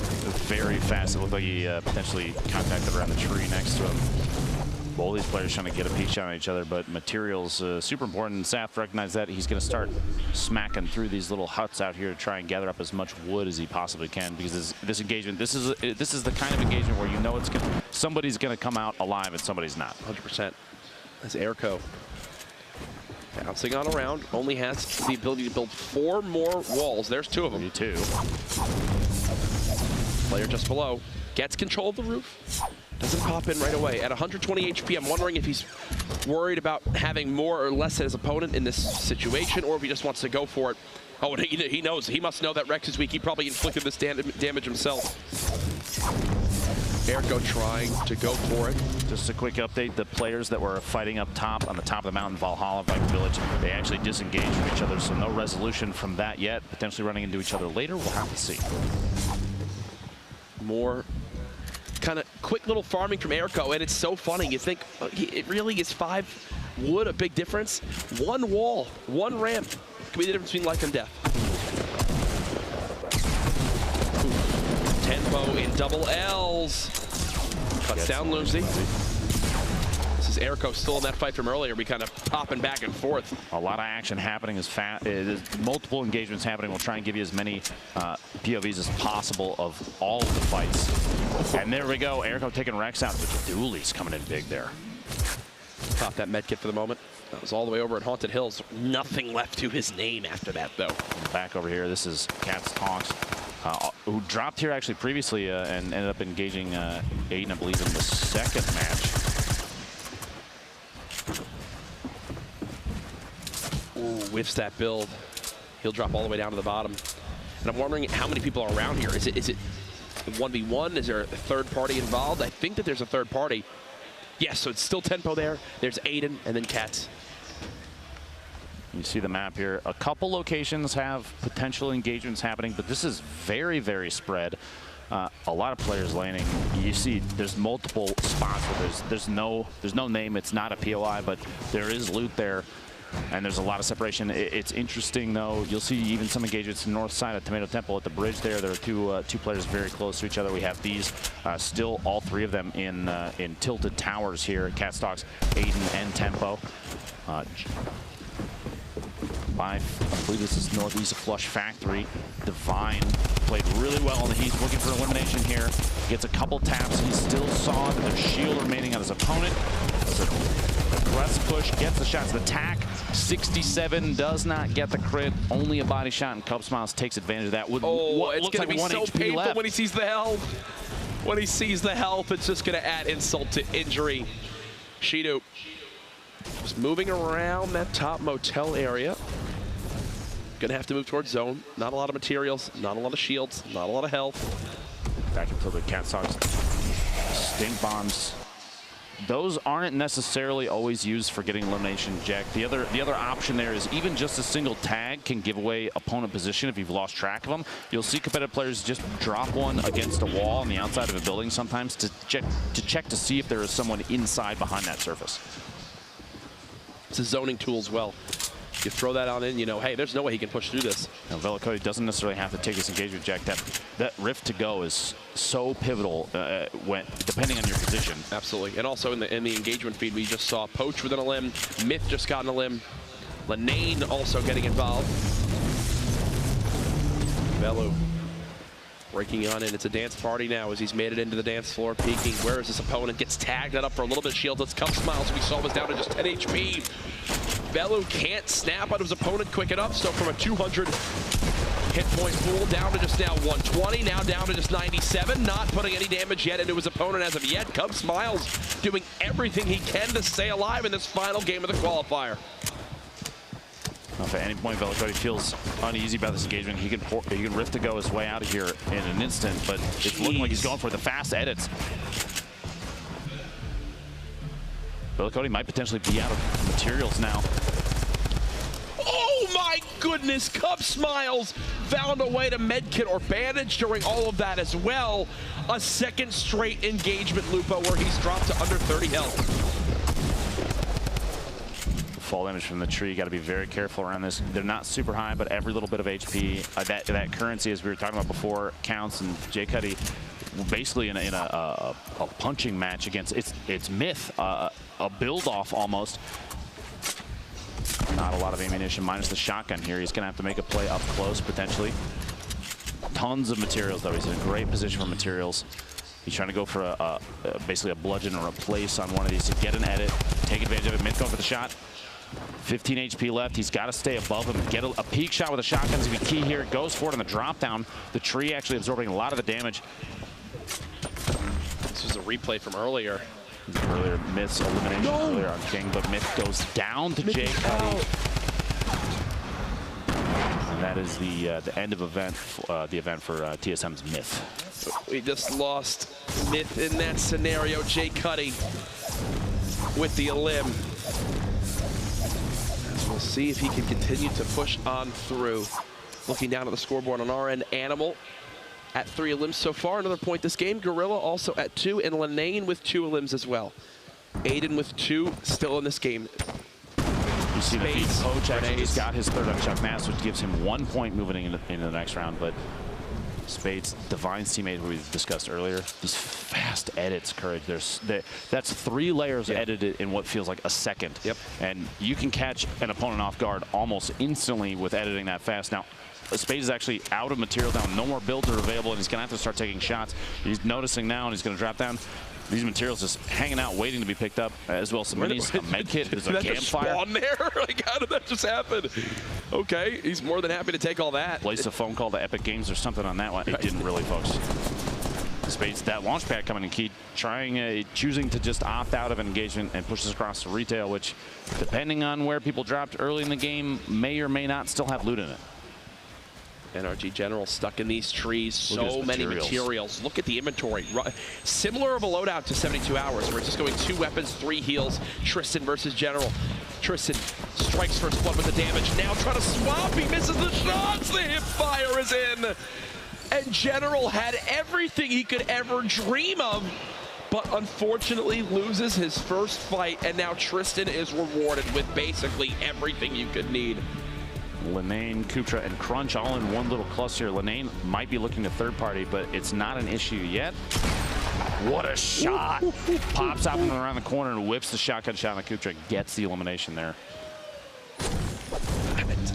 Tatlo stopped the apples. I was wondering if he's going to. He is. He's actually going to stop and eat the apples.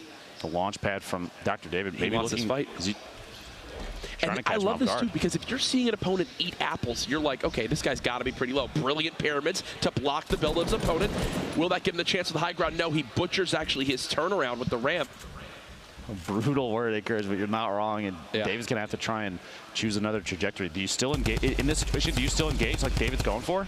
I think you do. David's got 200 health. He's got minis and medkits, and he knew the last thing he saw was Tatlo eating apples. If you're eating apples, you're desperate. And there like you go. Said, It's a smart play. That's one where he even nodded his head. Yep. That actually was a third elimination. That literally, gets him a point. That's to put him at 3 limbs. He saw Tatlow eating apples. If you're eating apples, you're desperate. You go for it all. This was Vide up against Aiden. And GG, either way, Aiden put on a show earlier on, gave everyone a reason to cheer. A lot of strong talk from Aiden claiming 7 eliminations. I can appreciate the confidence. It doesn't matter how Game 3 and Game 4 turned out for him either way. He's gonna move forward to the finals on Monday. We still feel good about that. Now David, last we saw from him, he was building up on top of this house.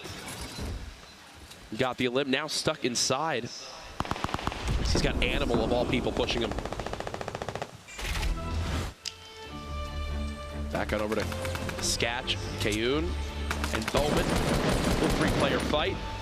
Everyone getting weak, and there's the double remote explosives. 1. How about a second? How about a second? Anyone else want to play? Yes, please. Bye, friend. Ooh. Sunk down through, basically phasing through, beat the build. He was faster than the build, dropped in on his opponent, and got that elimination. Oh, this is a really awesome fight. Tempo versus Animal.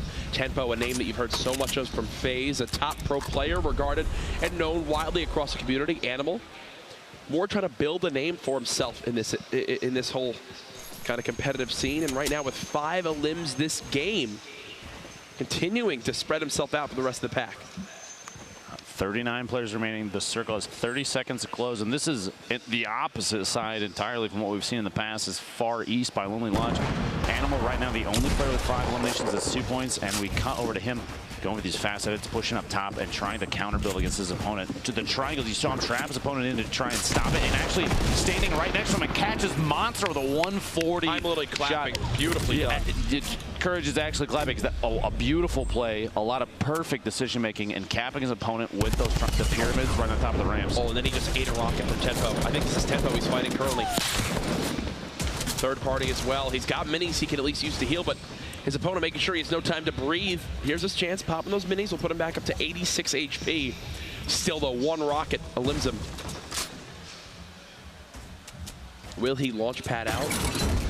Almost expecting a bouncer to bounce out of there. He's the traps to block a drop in from Animal. Intelligent play from Tempo. Oh. Goes for it, almost gets it, but Tempo reading ahead. Jeez, these edits.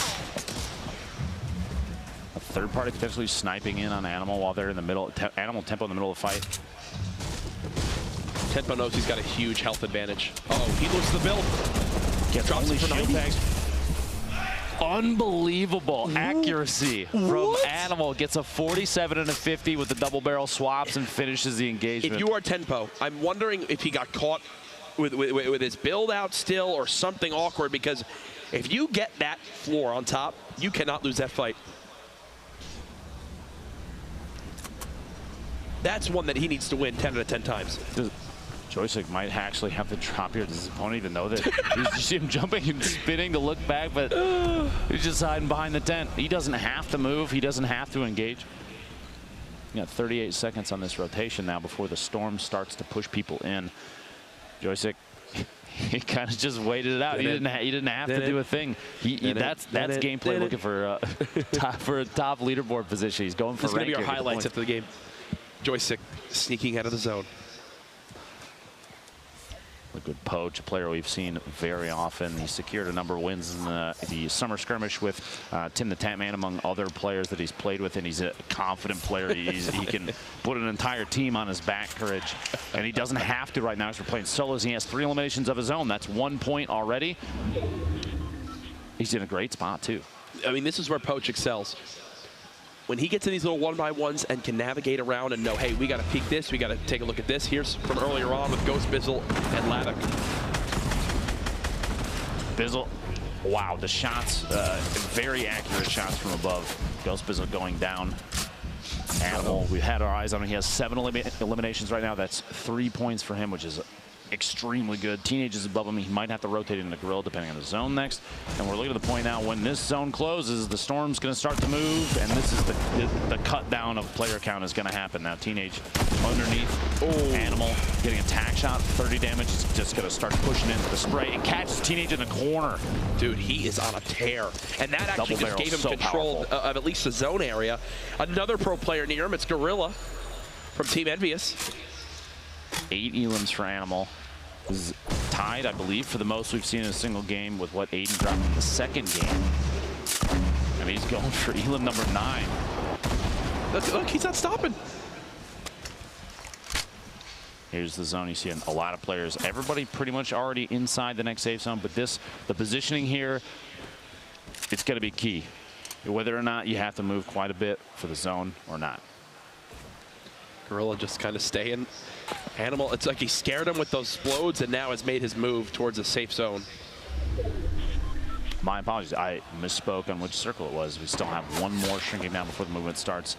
So 29 players at this point. 8 elims for Animal. He's going to have to start moving in, catch him off guard, get the shot. 70 plus. Still has minis. The opponent, you know, still potentially has shield. Didn't get the. There's a sound effect that happens, Jack, when the shield gets popped. It's one that a lot of these players have memorized. But look what this is doing. Shivzy had the health advantage. Now it's the other way around. But almost caught Animal tried to greed the big shield, and just like that, he's down to just 52 HP, and full panic is set on in. Oh, is he going to get this big shield off this time? Nope, Shivzy will not be able to strike. He's actually using this time to pop bandages himself, so Animal will have the health advantage. And Shivzy knows this, which is why he's backing on up. Here's your leaderboard. Animal literally double the next closest elimination count from Bowman SC, which is crazy. The number of eliminations that Animal has secured. Gorilla and Poach, as well as Vide, all 3+ eliminations. It's a single point for each of them. You see down C9 Shivzy and the rest of the board sitting just underneath 3 elims for a point. Ooh, and Animal actually still has a launch pad still. And I like this from Animal. Putting that launch pad in his first slot, making sure he can use it in a panic moment, right? Second, he needs to get out of somewhere. It's not on his other trap or anything like that. It's just immediately right on his quick swap. He didn't get any mats from that. God of Rage didn't pick up any mats. Oh, he still can't build a single wall. 54 seconds, and look at the what once had a number of trailers and such here for metal farming is completely empty and just filled with opponents now. I don't think you can really farm those Courage for resources or materials like you might expect to be able to. And players are going to find out real quick. Everybody else is hiding around in here. A lot of people are building up their little 1x1s, and this is the up-close gameplay. That semi-auto snipe. Girl's got 125 shots, heavy ammo for that thing, but he probably won't even use any of them. Dancing around. Look at all these walls he controls. 26 players still in this game. 10 seconds until the zone closes. Joystick, who we saw playing a game of cat and mouse earlier, seems to be in a similar scenario. As we're fighting all around Retail Row, just outside Retail.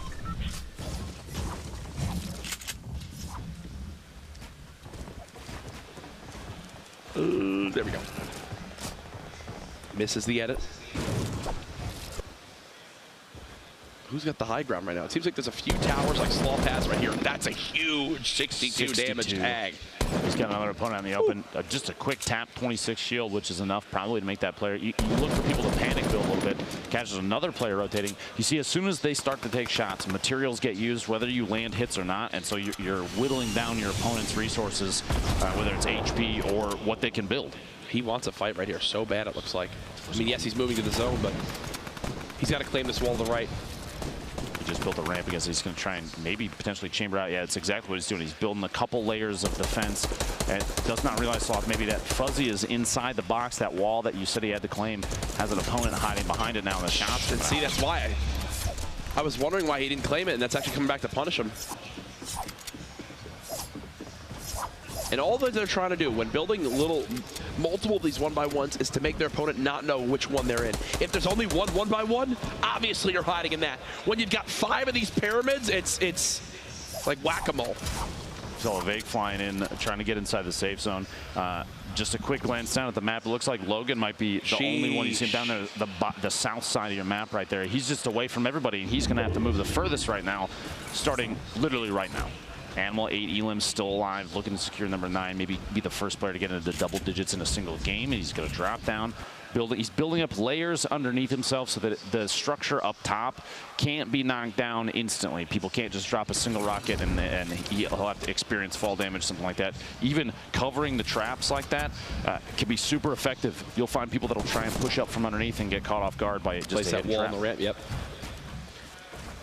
Animal still in this one, building above the pyramids. He's got the high ground now, and he's got bounce pads. And the beauty of this is, even if someone shoots down the structure, he's so high up that he can place a panic bounce pad, which he didn't get to do yet. He's trying to do it. Okay, that was all the fall, but you saw he was spamming, hoping he could place it because he thought the whole thing was going down. The number of players stacked on top of each other in this. Everybody is inside this thing right now, and they're all going to have to move. If you look at the mini-map, a west-northwest push from the Storm here. She is a cruel mistress, and players are going to find out real quick. Everybody that's in here, they're all going to have to move out, and in my opinion, an earlier move right now, the better, because they're all worried about everyone that they can hear vertically. Now's the time to get out of there. Will they do it is the question. Who has bounce pads to kind of pick up the pace there on the transition? Animal with a 9 limb. Catches Megalomaniac hiding down in the bottom there, and he's got such a wonderful setup. A lot of up close combat available for him, and he's not going to go down easy in a 1v1. Look at all these people stacked. And Animal did use a bounce pad to cross in whole area. You see Shivzy just launch padded. Boo-Boo-Boosh just did the same. Players flying on in, stacking and building above each other. Sloth now. He's wondering where his next opponent could be. Worried about his back, it seems. Animal gets another elim onto Shivzy. That's now 10 eliminations for Animal. Seems to be proving why he named himself that right here. There's almost so much movement right now. Keep your eyes on the feed, folks, because that's going to be where a lot of the information on who eliminates who in the middle of this is going to come from. There's just so many engagements that are going to happen during a rotation, especially the next one. A southwest push. Levake has the top down, and there's so many fights happening simultaneously. You see Sloth goes down to Nazgul on the bottom. A number of fights. Hysteria and Enigma are on top of each other in the feed. Poach gets Animal, goes down with 10 elims. Gorilla taking out Joystick, who was hiding behind the tent earlier. So many players fighting for position right now because 4 more eliminations means top 10 for the remaining players, and that's a point apiece. This is prime Poach right now. This is when Poach is by far one of the scariest players in all of competitive Fortnite. Don't box this man in. You will regret it. Yeah. He knows how to maneuver. He knows how to dance. He's taking control of a lot of these surfaces, like you were saying earlier. That is a huge piece of up-close combat. Levake not moving yet, even though the surface is coming. He's got to. He's dropping down to try and get any sort Poach of. Is very low mats though. Nazgul dies the Storm. Fuzzy takes Bumbleway out. Sean was taken. One of our previous winners goes down to Levake, as we're talking about. Boosh taking Nice out. Enigma eliminated by the Storm. Vibe eliminated by the Storm. The Storm claiming a number of players here. Fuzzy. Poach goes down to Fuzzy, and Fuzzy gets elimination just before that. And we have two players remaining. It's a 1v1. Fuzzy at 5 elims already, which should feel fantastic, but he's going to start getting tapped at from above here. At least he'll have a big shield to use. So put him at 162. Push. Sap. Oh, Sap. Looking at the shot. The wall blocks it. A last-second build. These are all his mats. Keep this in mind. These are all of his mats. Down at a 75. The spray comes in with the drum gun. He's got this player weak. This would be only a second elim, but there it is. Tries to edit it out, but Sap from Ghost gets the victory. And I think if you pick a winning organization from the day, it's got to be Ghost Gaming. Ghost Gaming has been performing above and beyond. Both Saf and Aiden, every player from Ghost seems to just know exactly how to play this. And he waited. He baited the edit. Seeing Fuzzy work on the wall right there, he took an opportunity, hit the jump shotgun shot, and got the elim. Second place is fantastic. You got to remember, any of these players that were making it all the way to the top 10, they're doing an excellent job of choosing the right time to move in. Let me point out, too, Animal had 10 elims. Second place eliminations had 5. Sheesh. He doubled the performance of both Fuzzy and Vibe, who both had 5 elims that game. That's 2 points apiece for them, but it's not 3 points. Animal taking home the 3 points for that. Just excellent game. And he was already towards the top of today. because of his placement earlier on. So he's feeling quite good. We actually have an interview with Animal coming up, not quite yet. Either way, we still have our standings to update you on, see exactly who our 33 players are to qualify for Monday. But after 2 days of qualifiers, we now know 2/3 of the lobby, Lupo. Let's take a look at some Animal highlights, though, before we get into the interview with him in just a few brief moments. This is someone who I think is kind of one of our standout players from qualifier number 2. This was aggressive gameplay that a lot of players look for, or a lot of spectators look forward to seeing. Those kind of maneuvers. He dropping the nade in there. These shots get Tempo. This is incredible. It looked like Tempo potentially hit shots against the surfaces that were around the Animal as he hid in his a cubby hole. Yep. And then the spray. This was when he knew, hey, I'm going to keep the pressure on. Takes out the Splodes. Catches Megalomaniac off guard. 10 limbs in a lobby this stacked. 10 limbs is good in a normal game, in a normal just pub. 10 limbs in a closed lobby like this, pretty nuts. And I'm pretty sure we actually already have him ready to go with Zeke on the floor. Gentlemen, take it away. Thank you so much. I am joined here by Animal, and I mean, your name precedes you, dude. You are literally an animal. You dropped 10 eliminations here in the qualifiers. What's running through your mind, and do you ever tire of being a terror to everyone else? Once you get that double barrel in your hands, you just feel like you can do anything. Play around in the boxes and the turtles, and outmaneuver your opponent, and anytime they get close to you, they're just dead. So anytime you get that, you can just lay out. Now, what was the preparation like leading from the weeks of Summer Skirmish here to PAX? I mean, I play Scrim 7 days a week, multiple hours a day, probably 6 to 8 hours a day playing Fortnite, so yeah. Do you ever get tired of Fortnite? It's a lot of Fortnite. I mean, it's a grind, just gotta do it. No, never really get tired of it, to be honest. It's the most fun part of the game is playing scrims every night, honestly. Now, question for you. What is your strategy going to be like here going into the final game, or rather finals? I want to have a good mixture of slaying out and placing because, I mean, if you slay out and place, you can get the most points. So, yeah. Now, here's the thing. You know, everyone out there is obviously loving you, right? Because you're just running around the double barrel and just point blanking people. Like, what's going through your head, right? At any moment, you're going to engage someone, and it's like you're so confident in your decisions. You're so confident. You're just like, hey, what's up? It's me, Animal. What's going through your mind at those times? It's basically trying to outplay my opponent's close quarters, and through quick edits, double barrel allows you to do that, and so does the P90, so that's what I was rocking just now. Unbelievable. Any final thoughts for all the people out there that love you? I just want to say, hi, Mom. There you go. All right, I got to take a call real quick. Back to you. That sums up. What can you say? Everything over there. Yeah, the confidence. I'm busy right now. I gotta go. Wow, he's making executive deals. He's getting calls and offers that I don't even know what could be going on. For gameplay like that, I don't blame him. Honestly, that was above and beyond. And he actually, Jack, where did he land over the course of today? Top spot. Right at the top. Top spot from Animal. Don't worry, hey, that's some spoilers on the standings. We got more to come. We have some more replays to show you. This one's from Bowman. Someone who a lot of times we saw was like that cheeky third person, like, hey guys, we got a third party this fight. Seal this one here, snake this one out here. That was on to Takano earlier on.